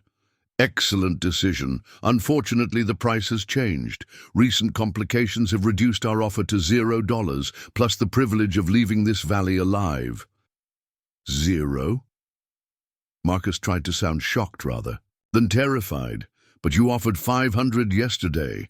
That was before you involved other people in our business. Bill Peterson has been asking uncomfortable questions around town, and certain other individuals have been seen visiting your property." The man's pale eyes glittered in the lantern light. "We don't like complications, Mr. Thompson." Marcus felt genuine fear as he realized these criminals knew about his alliance with Diego and the others. Had their security been compromised? Were Diego's men walking into a trap instead of setting one? "I don't know what you're talking about," Marcus said, trying to buy time while scanning the darkness for any sign of his allies. "I haven't told anyone about our conversation." The tall man laughed coldly. "Mr. Thompson, we've been monitoring your movements since yesterday morning. We know you visited Peterson's store before dawn, that you met with Diego Morales and Robert Chen, and that several armed men have been moving through these hills all afternoon." Marcus's blood turned to ice water. If the criminals knew about Diego's plan, then everything was lost. But he had to continue playing his role, hoping that some element of surprise remained. "Look, I just want to get out of this alive," Marcus said, allowing desperation to color his voice. "What do you want me to do?" "First, you're going to show us exactly where Henrik Lindstrom hid his treasure. All of it, not just the obvious vault we already found." The man gestured toward the barn. "Then you're going to help us locate your new friends so we can have similar conversations with them." Marcus checked his mental countdown. The fuse had been burning for 3 minutes, 2 minutes until the explosion that would signal Diego's attack. But if the criminals already knew about the ambush, Diego's men might be walking into a slaughter. "The treasure's in the barn," Marcus said. "Underground vault beneath a trapdoor in the back section." "We found that yesterday," the man replied impatiently. "Took about half the collection, but Lindstrom's records show much more than what we recovered." "Where are the backup caches?" Marcus realized with sick certainty that these criminals had more than just Henrik's journal. They had the complete inventory that showed the full scope of the Norwegians' accumulated wealth. They knew exactly how much they were looking for and wouldn't be satisfied until they'd found every last coin. "I'll show you," Marcus said, starting to walk toward the barn. "But I want your word that you'll let me leave the territory alive." The tall man's laughter was genuinely amused. "Mr. Thompson, you're hardly in a position to negotiate terms, but I admire your persistence in the face of hopeless circumstances." As they walked toward the barn, Marcus caught a glimpse of movement. In the tree line, a rifle barrel reflected starlight for just an instant before disappearing back into shadow. Diego's men were still in position, apparently unaware that their presence had been detected. 1 minute until the explosion. Marcus had to get the criminals positioned exactly where Diego needed them, while somehow warning his allies that they were walking into a trap. "The main entrance to the vault is through the trapdoor," Marcus said loudly, hoping Diego's men could hear him. But Henrik built secondary access points in case the primary entrance was blocked. The tall man studied Marcus suspiciously. "What kind of secondary access?" "Escape tunnels," Marcus improvised. The old Norwegian was paranoid about being trapped underground, built 3 different ways in and out of the vault system. Marcus led the group around to the side of the barn, deliberately choosing a route that would put the criminals in the open area where Diego's men had the best lines of fire. The pale-eyed leader followed closely, but Marcus could see that several of his subordinates were hanging back, instinctively uncomfortable with the exposed position. 30 seconds until detonation. Marcus had to time this perfectly, or the explosion would kill him along with the criminals. "Right here," Marcus said, stopping beside a section of the barn wall that looked identical to every other section. Hendrik disguised the entrance, but there's a hidden door that leads directly into the vault system. The tall man studied the wall carefully, then looked back at Marcus with growing suspicion. "I don't see anything. Are you certain this is the right location?" "Absolutely certain," Marcus replied, taking 2 steps backward toward the tree line. "You just have to know exactly where to look." 10 seconds. Marcus pretended to examine the barn wall more closely while actually preparing to dive for cover. "Right about here." The explosion erupted from beneath the barn with a roar that shook the entire valley. The building's wooden floor disintegrated in a fountain of dirt and debris, while windows shattered throughout the structure. The blast wave knocked everyone to the ground and lit the night sky with a pillar of fire that could be seen for miles. Marcus had thrown himself behind a large rock just before the detonation, but the criminals were caught completely exposed in the open ground. The tall leader was unconscious, bleeding from a head wound, while 2 of his subordinates lay motionless near the barn's ruined entrance. But the survivors recovered faster than Marcus had hoped. Within seconds, the remaining criminals were scrambling for cover and returning fire as Diego's men opened their coordinated attack from multiple directions. The gunfight erupted across the valley with an intensity that Marcus had never experienced. Rifle fire cracked from the surrounding hills as Diego's men poured bullets into the area around the barn, while the criminals tried to reach their vehicles or find defensive positions. Marcus stayed pressed against his rock as bullets whined. Overhead, the plan had worked partially. The explosion had disabled several enemies and provided the signal for Diego's attack.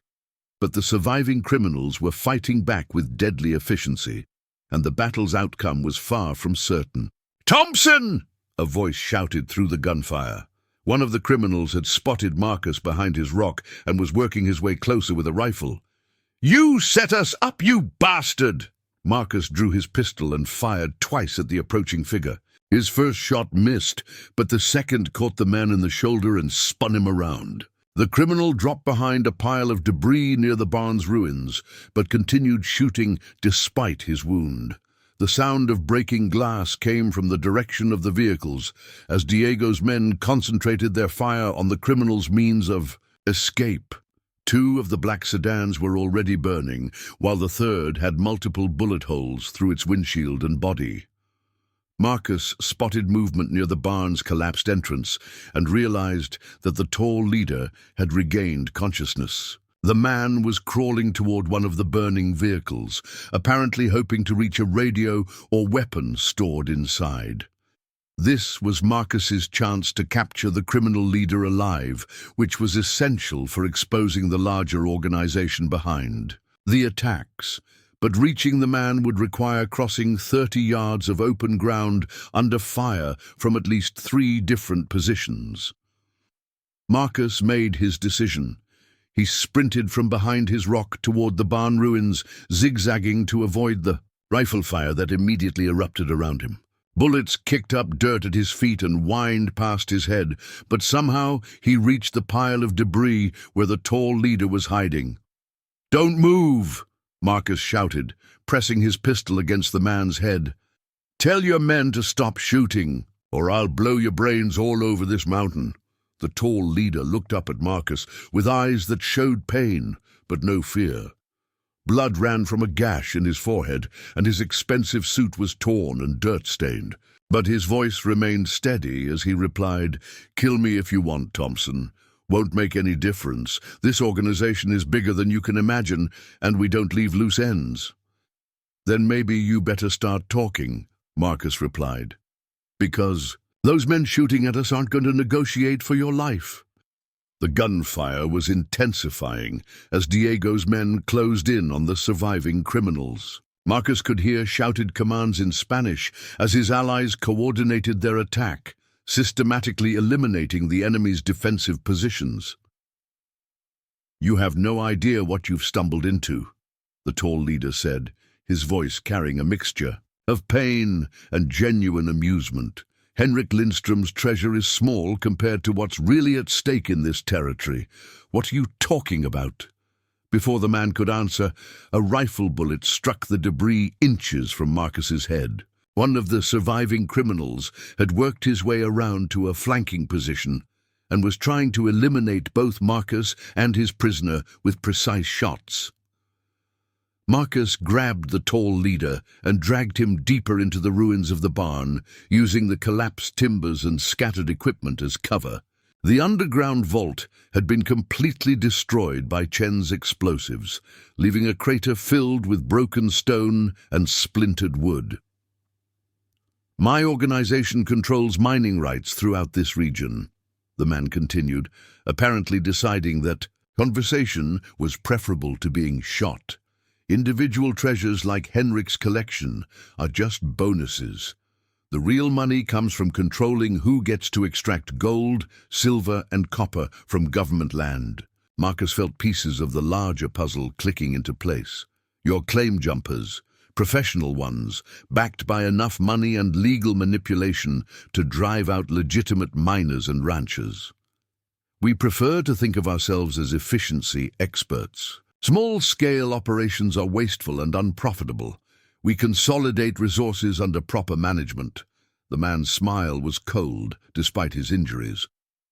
"Your Norwegian friend was sitting on land that could produce millions in precious metals over the next decade. His personal collection was irrelevant compared to the mineral rights. The gunfire was diminishing as Diego's men gained control of the battlefield. Marcus could hear voices calling out in English and Spanish, coordinating the final stages of their attack, but he needed more information from his prisoner before the others arrived.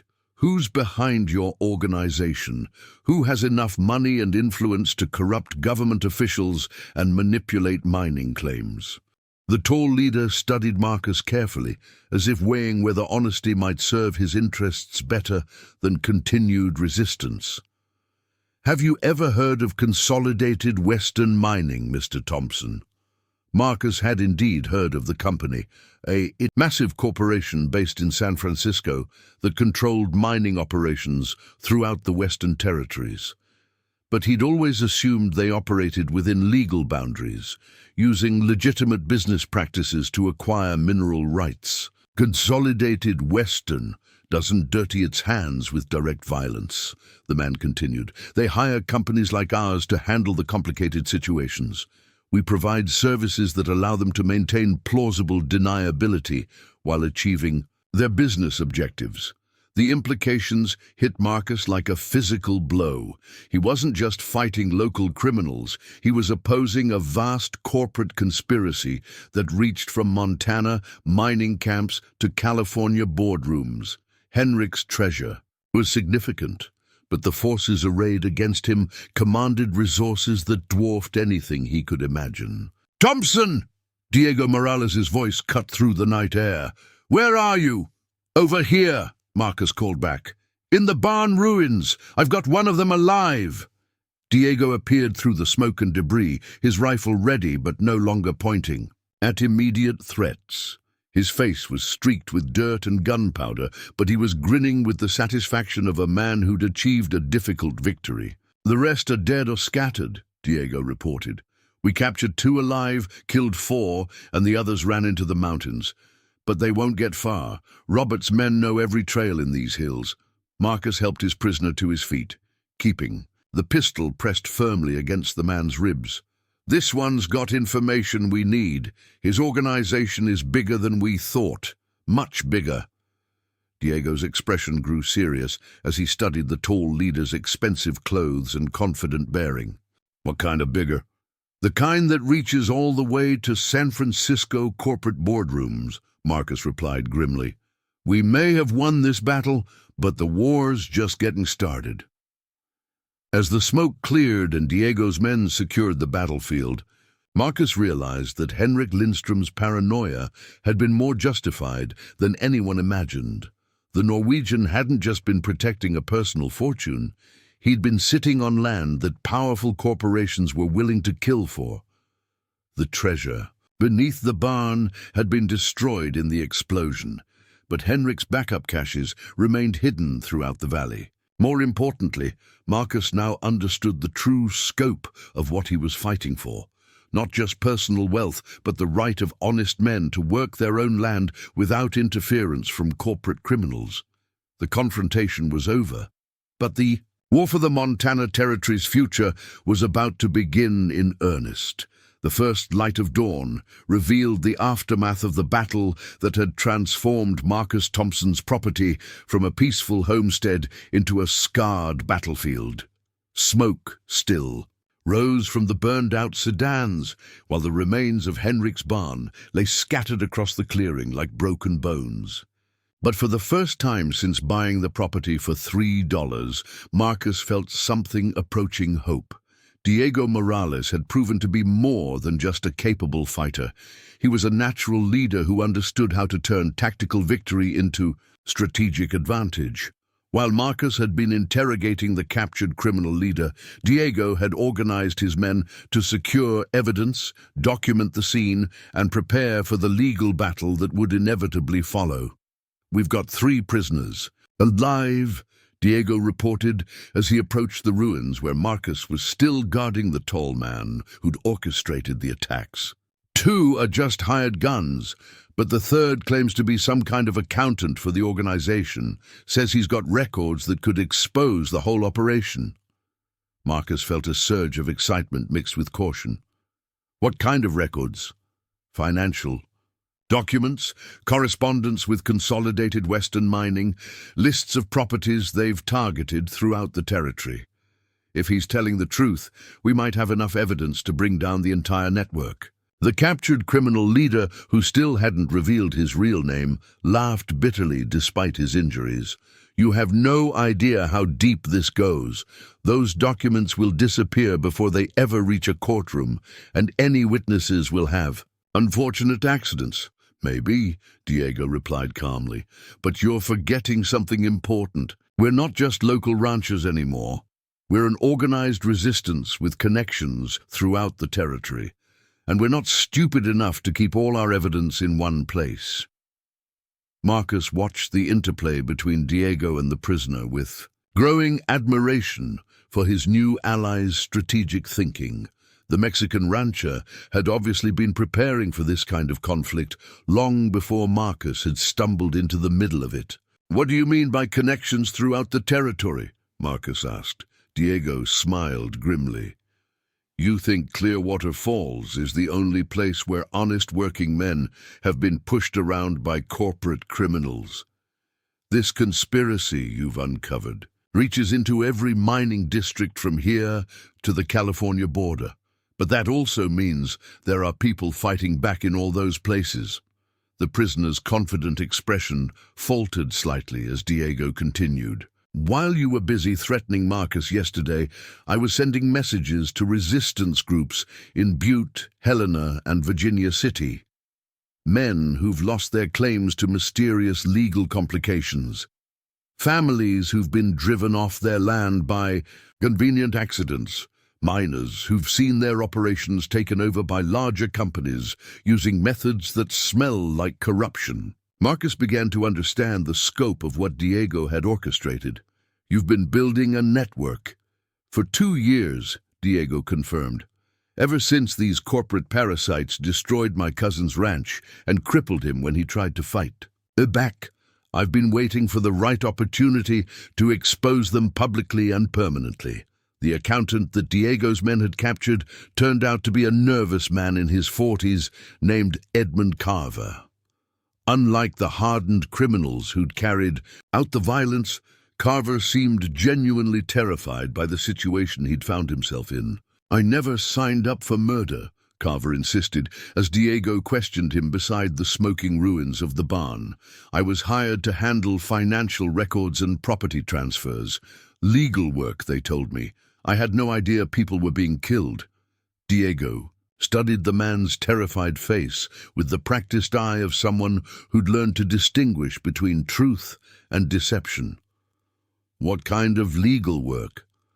Property acquisitions, mostly. Consolidated Western would identify mining claims or ranch properties with significant mineral potential, then hire our organization to acquire them through legal means. Carver's hands shook as he lit a cigarette.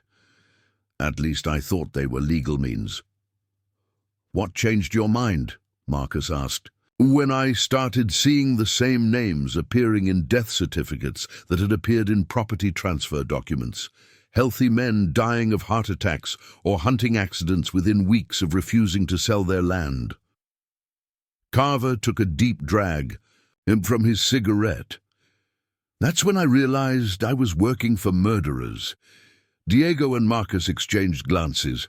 This man could provide the evidence they needed to expose the conspiracy, but only if they could keep him alive long enough to testify. How much documentation do you have? Diego asked. Everything, Carver replied. Financial records, correspondence between our organization and Consolidated Western, lists of properties they want to acquire, even payment records for the men who carry out the violence. I kept copies of everything because I was afraid something like this might happen. Where are these records? Marcus asked. Hidden in a safety deposit box in Helena. But they'll kill me if I try to retrieve them, and they'll kill anyone I give the key to. Carver looked around at the battle-scarred clearing. Hell, they'll probably kill me anyway, just for knowing what I know. Diego was quiet for several minutes, obviously thinking through the implications and possibilities. Finally, he looked at Marcus with an expression that suggested a new plan was forming. What if they thought you were already dead? Diego asked Carver. What do you mean? The explosion destroyed most of the barn and created enough chaos to confuse what happened to whom. We've got 4 confirmed dead on their side, plus the men who ran into the mountains. If we report that an accountant named Edmund Carver was killed in the blast, the organization might stop looking for you. Marcus began to see the brilliance of Diego's thinking. A dead man can't testify, but he also can't be silenced. And if Edmund Carver is officially dead, then someone else entirely could retrieve those documents from Helena. Exactly, Diego agreed. Someone with a new identity, new papers, and the protection of our resistance network. Carver looked between them with growing hope and terror. You're talking about faking my death and giving me a completely new identity. We're talking about giving you a chance to live long enough to see justice done, Diego corrected. But it will require you to disappear completely. No contact with your old life, no returning to familiar places, no using your real name ever again. The accountant was quiet for several minutes, staring at the destroyed barn and the bodies of the men who'd been sent to kill him. Finally, he nodded slowly. What kind of new identity are we talking about? Robert Chen, who'd been listening to the conversation while treating wounded prisoners, spoke up for the first time. My cousin runs a trading post in Sacramento. Always needs help with bookkeeping and correspondence. A man with accounting skills. Could make a good living there if he didn't mind working under a Chinese name. Diego grinned at the suggestion. Edmund Carver dies in the explosion at Marcus Thompson's ranch, but Chen Wei-Ming, Robert's cousin from San Francisco, arrives in Sacramento next week looking for honest work. The plan was audacious, but Marcus could see how it might work. The criminal organization would stop hunting a dead man, while their key witness would be protected by a new identity and the resistance network's security measures. What about the evidence in Helena? Marcus asked. That's where you come in, Diego replied. Edmund will give you the key and detailed instructions for retrieving the documents. But you won't go to Helena as Marcus Thompson. Marcus felt his pulse quicken. What do you mean? The organization thinks Marcus Thompson died in the barn explosion, along with Edmund Carver and several others. That gives us 2 dead men who can actually accomplish more alive than they ever could under their real names. The implications were staggering. Marcus could assume a new identity, retrieve the evidence that would expose the entire conspiracy, and continue the fight without, constantly looking over his shoulder for assassins. But what about Henrik's remaining treasure caches? Marcus asked. If Marcus Thompson is officially dead, how can I claim ownership of the property and the wealth that's still hidden here? Diego pulled out Henrik's original maps, which had survived. The battle in Marcus's saddlebags. The treasure doesn't belong to Marcus Thompson anymore. It belongs to the resistance network that fought and died to protect it from corporate criminals. Marcus studied the faces of the men who'd risked their lives for him. Diego Morales, Robert Chen, Bill Peterson, who'd arrived with medical supplies at dawn, and the others who'd survived the night's violence. These weren't just allies. They'd become brothers in a cause larger than any individual fortune. The treasure gets used to fund our operations, Marcus said, understanding the logic even as he felt a pang of loss for his personal dreams of wealth. Equipment, weapons, legal fees, whatever we need to fight Consolidated Western and their hired killers. Not all of it, Diego corrected with a smile. Henrik Lindström spent 30 years accumulating that wealth through honest work. The men who protected it deserve fair compensation for risking their lives, but the bulk of it goes to the cause. Over the next several hours, they worked out the details of what would become one of the most successful deceptions in Montana territorial history. Edmund Carver's death was documented with help from a sympathetic doctor who owed Diego a favor. Marcus Thompson's death was more complicated, requiring forged dental records and a closed casket funeral. But Diego's network included men with the necessary skills. Bill Peterson proved invaluable in creating Marcus's new identity. Using his connections with county officials and his knowledge of bureaucratic procedures, Peterson established documentation for James Mitchell, a cattle buyer from Wyoming, who was traveling through Montana on business. The key is keeping the story simple, Peterson explained as he handed Marcus a complete set of false papers. James Mitchell is unremarkable, not rich enough to attract attention, not poor enough to be suspicious, just a working man doing legitimate business. The journey to Helena took 3 days, during which Marcus practiced being James Mitchell until the new identity felt natural. He studied Edmund Carver's detailed instructions for accessing the safety deposit box, memorized the locations of resistance, network contacts throughout the territory, and prepared for what might be the most dangerous mission of his life. Helena, in 1962, was a bustling territorial capital where mining wealth mixed with political corruption in dangerous proportions. Marcus knew that Consolidated Western Mining maintained offices there, which meant the city was full of people who might recognize him despite his false identity. The Territorial Bank of Montana occupied a corner building in Helena's business district, its solid stone construction and armed guards broadcasting the serious wealth it protected. Marcus entered as James Mitchell, dressed in the plain clothes of a traveling cattle buyer, carrying only the documentation that Edmund Carver had provided. The safety deposit box contained more evidence than Marcus had dared hope for. Financial records showing payments from Consolidated Western to the criminal organization, correspondence detailing specific properties to be acquired, lists of targets throughout the territory, and most damning of all, recorded conversations between corporate executives and the men who carried out their violent orders. But the most shocking discovery was a master plan that revealed the true scope of Consolidated Western's ambitions. They weren't just stealing individual properties, they were working to control the entire mineral extraction industry throughout the Western Territories, using a combination of legal manipulation, political corruption, and organized violence. Marcus carefully photographed every document using equipment that Robert Chen had provided, then returned the originals to the safety deposit box. The evidence was too valuable to risk losing in a single catastrophic event. The return journey to Clearwater Falls took 4 days, during which Marcus was followed by men who seemed too interested in a simple cattle buyer's movements. But Diego's network proved its worth. Resistance members in 3 different towns provided safe houses and misdirection that allowed Marcus to reach home without being captured.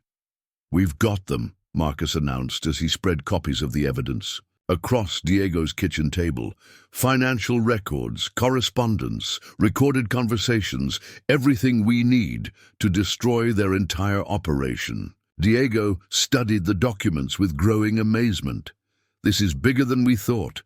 They're targeting mining operations from Montana to California, using the same methods they tried here." Robert Chen pointed to a list of properties that consolidated. Western had marked for acquisition. "Look at this. They want to control every major mining district in the Western Territories within 5 years. Not anymore," Marcus said grimly.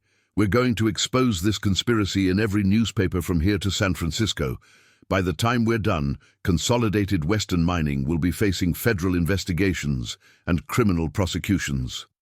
But first, they had to retrieve Henrik's remaining treasure and use it to fund the massive legal and publicity campaign that would be required to bring down such a powerful organization. Using Henrik's maps, Marcus and Diego located the remaining cache sites over the next week. The Norwegian's paranoia had served him well. The backup hiding places contained almost as much wealth as the original vault, carefully preserved and documented according to his obsessive record-keeping system. The treasure recovery became a community effort, with resistance members working together to excavate and catalogue Henrik's accumulated wealth. The final tally was staggering, nearly $3 million in gold and silver coins, precious metals, and high-grade ore samples. "Henrik would be proud," Marcus said as they finished counting the last cache. "His life's work is going to bring down the criminals who killed him." Diego nodded solemnly. "And it's going to give honest working men throughout the territory a fighting chance against corporate corruption." As they prepared to launch their campaign against Consolidated Western Mining, Marcus reflected on the journey that had brought him to this point. He'd spent his last $3 on worthless property and discovered a fortune. But more importantly, he'd found a cause worth fighting for and allies worth trusting with his life. The battle for Henrik Lindstrom's treasure was over. The war for the future of the Montana Territory was just beginning. 5 years had transformed the Montana Territory in ways that Marcus Thompson, now permanently established as James Mitchell, could never have imagined when he'd spent his last $3 on Henrik Lindstrom's abandoned property. The morning sun of October 1967 cast golden light across a valley that bore little resemblance to the isolated wilderness where a desperate cowboy had once fought for his life against corporate criminals. The town of New Helena had grown around, the original site of Marcus's barn, becoming a thriving community of nearly 3,000 residents. Where Henrik's collapsing structure had once stood alone in a clearing, Main Street now bustled with legitimate businesses, family homes, and the impressive stone building that housed the Montana Territorial Mining Rights Commission, an organization that had grown from Diego Morales's resistance network into an officially recognized government body. Marcus stood on the porch of the commission building, watching the daily rhythm of a community that had been built on principles of fairness and cooperation rather than exploitation and violence. Children walked to the school that Henrik's treasure had funded, their parents heading to jobs at the cooperative mining operations that shared profits equitably among all workers. "The San Francisco Chronicle wants to do another story about us," announced Sarah Chen, Robert's daughter, who now served as the Commission's public relations coordinator. At 25, she possessed her father's intelligence and her mother's fierce determination to see justice done. They're calling us the most successful example of worker-owned mining operations in the Western Territories. Marcus smiled as he accepted the telegram Sarah handed him.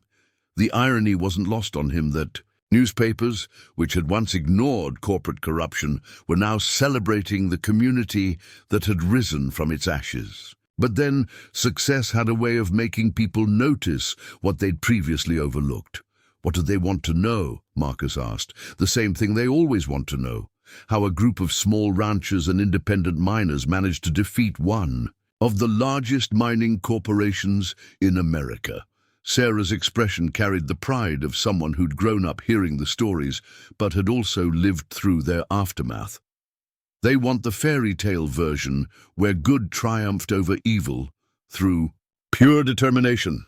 Marcus laughed, remembering the terrified cowboy who'd hidden in Henrik's underground vault while armed criminals searched for treasure above his head. The real story's more complicated than that. Most real stories are, Sarah replied, but people prefer simple narratives. It's easier to believe that individual heroes defeat corporate villains than to understand how systematic change requires years of careful organization and community building. The truth was that defeating Consolidated Western Mining had taken 4 years of legal battles, congressional investigations, and coordinated resistance across multiple territories. The evidence that Marcus had retrieved from Helena had been just the beginning. Exposing the conspiracy had required testimony from hundreds of witnesses, documentation from dozens of sources, and political pressure that reached all the way to Washington, D.C., but the victory had been complete. Consolidated Western Mining had been dissolved, its executives were serving prison sentences, and new federal laws now regulated mining operations throughout the Western Territories. More importantly, the resistance network that Diego had built had evolved into a system of worker-owned cooperatives that shared both profits and decision-making authority among everyone who contributed to their success. Speaking of complicated stories, Sarah continued, Diego wants to see you in his office, says it's about the billing situation. Marcus nodded and headed inside the commission building. The billing situation was another example of how the changes they'd initiated in Montana were spreading throughout the territory. A group of ranchers near Billings had discovered mineral deposits on their land and were being pressured by a corporation using methods that seemed disturbingly familiar. Diego Morales had aged well in the 5 years since the battle at Marcus's barn. His hair was graying at the temples, but his eyes still held the sharp intelligence and determination that had made him such an effective leader. He looked up from a desk covered with maps and legal documents as Marcus entered his office. James, Diego said, using the name that had become Marcus's permanent identity. We've got a problem in Billings that's starting to look like the old days. Marcus studied the maps Diego had spread across his desk. Red pins marked locations where ranchers had reported suspicious accidents, legal complications, and visits from men in expensive suits making generous offers to buy worthless land. How many properties are we talking about? Marcus asked. 12 ranches covering nearly 50,000 acres, all of them sitting on what geological surveys suggest could be significant copper and silver deposits. Diego pointed to a cluster of red pins near the Yellowstone River, the patterns identical to what Consolidated Western was doing here 5 years ago. Marcus felt the familiar mixture of anger and determination that had driven him through the original fight. Same methods? Exactly the same. Mysterious legal complications with property deeds, convenient accidents befalling anyone who refuses to sell, and always a well-dressed spokesman offering to solve all their problems for a fraction of what the land is actually worth. Who's behind it this time? Diego handed Marcus a folder containing financial records and corporate documentation. Company called Mountain States Development. Officially based in Denver, but the money trail leads back to some familiar names. Marcus opened the folder and felt his blood run cold. The corporate officers of Mountain States Development included 3 former executives of Consolidated Western Mining who'd avoided prison by claiming ignorance of their company's criminal activities. They'd learned nothing from their previous defeat except how to be more careful about covering their tracks.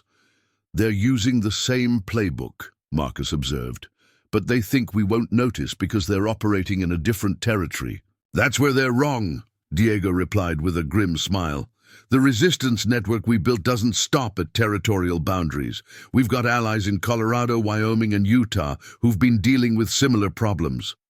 Sarah Chen knocked on the office door and entered carrying a telegram that had obviously arrived by express delivery. "This just came from our contact in Denver. The Mountain States Development is planning to make their move in Billings within the next 2 weeks."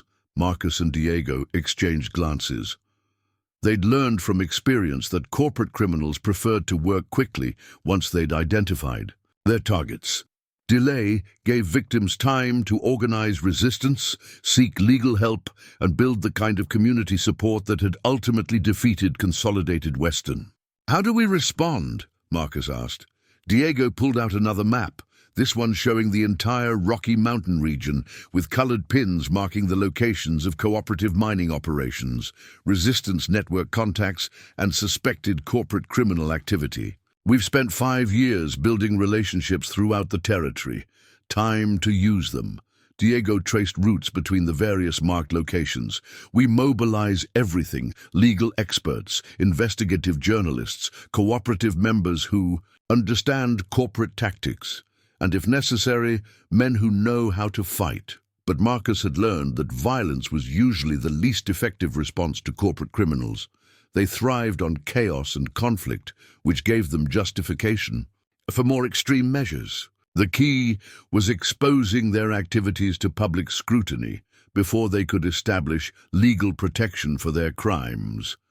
"We need evidence first," Marcus said. "Documentation that proves Mountain States Development is using the same illegal methods that got Consolidated Western dissolved." "Already working on it," Sarah interjected. "Our contact in Denver has been photographing corporate records, and we've got investigators documenting the suspicious accidents and legal complications in Billings." Over the next several hours, they planned what would become known as the Billings campaign, a coordinated effort to expose and defeat corporate criminals before they could establish a foothold in the territory. But unlike their desperate fight 5 years earlier, this time they had resources, experience, and a network of allies that stretched across multiple territories.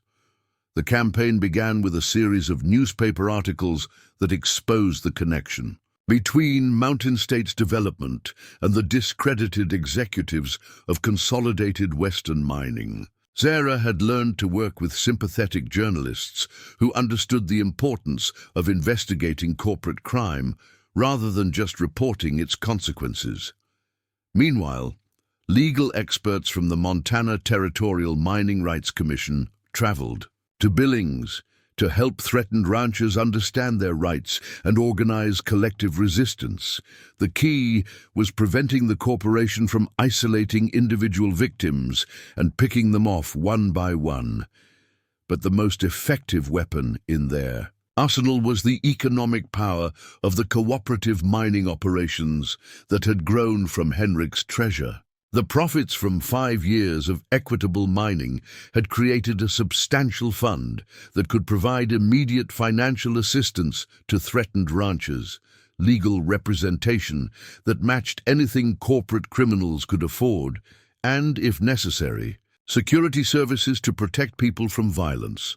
Marcus traveled to Billings under his James Mitchell identity, ostensibly as a representative of a mining cooperative looking to expand operations. His real purpose was to assess the situation firsthand and coordinate resistance efforts with local allies. The town of Billings in 1967 reminded Marcus painfully of Clearwater Falls 5 years earlier.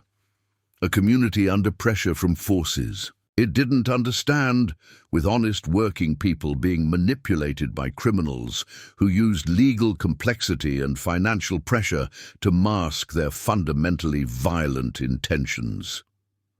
Marcus met with the threatened ranchers in the back room of Murphy's saloon, the same kind of gathering place where desperate men had always sought allies against overwhelming odds. The faces around the table showed the strain of people who'd worked hard all their lives, only to find their security threatened by forces beyond their control. "We know what you folks accomplished up in Montana," said Tom Bradley, a weathered rancher whose family had worked the same land for 3 generations. "Question is, can the same methods work here?" Marcus studied the faces around the table, men and women who'd built lives based on honest work and fair dealing, now facing the same predatory forces that had nearly destroyed his own future. But unlike his desperate situation 5 years earlier, these people weren't alone. "The methods will work," Marcus replied confidently, "because they're based on principles that don't change. Corporate criminals succeed by isolating their victims and creating fear. They fail when communities organize, share information, and fight back together." Over the next 2 weeks, Marcus watched the Billings campaign unfold with the precision that came from years of experience and careful preparation. Legal challenges blocked Mountain States Development's attempts to manipulate property deeds. Investigative journalism exposed the corporation's connection to convicted criminals. Economic pressure from cooperative organizations forced legitimate businesses to choose sides. Most importantly, the threatened ranchers organized themselves into a collective bargaining unit that could negotiate from strength rather than desperation. Instead of facing corporate pressure as isolated individuals, they became part of a coordinated resistance that had resources and expertise to match anything their enemies could deploy. The decisive moment came when Mountain States Development's field representatives attempted to use their traditional methods of intimidation and violence, but instead of finding isolated victims, they encountered a community that was prepared, organized, and supported by allies throughout the territory. The gunfight at the Bradley Ranch lasted less than an hour, but it marked the end of corporate criminal activity in the Billings area. Unlike the desperate battle at Henrik's barn 5 years earlier, this confrontation was fought by men who understood exactly what they were fighting for and how to win.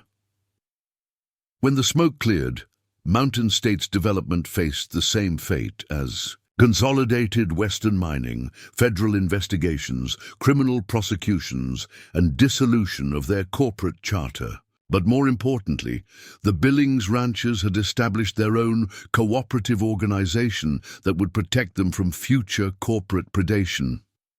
Marcus stood on the porch of the Bradley Ranch as the sun set over the Montana mountains, reflecting on how far they'd all come since that desperate morning when he'd spent his last $3 on Henrik Lindstrom's abandoned property. He was no longer the broke cowboy who'd hidden underground while criminals stole his treasure. He'd become part of something larger, a movement that was transforming how honest working people could protect themselves from exploitation. "You know what the best part is?" Tom Bradley asked as he joined Marcus on the porch. "My son's gonna grow up in a world where corporate criminals can't just take what they want from working families." Marcus nodded, thinking about the children playing in the streets of New Helena, the families building lives in communities where profits were shared fairly among everyone who contributed to their creation. Henrik Lindstrom's treasure had been important, but the real wealth was the system of cooperation and mutual protection they'd built from its foundation.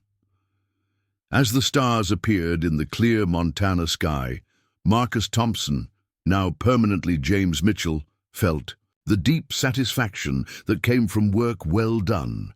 He'd found more than treasure in Henrik's barn. He'd discovered a purpose worth dedicating his life to and allies worth trusting with everything he valued.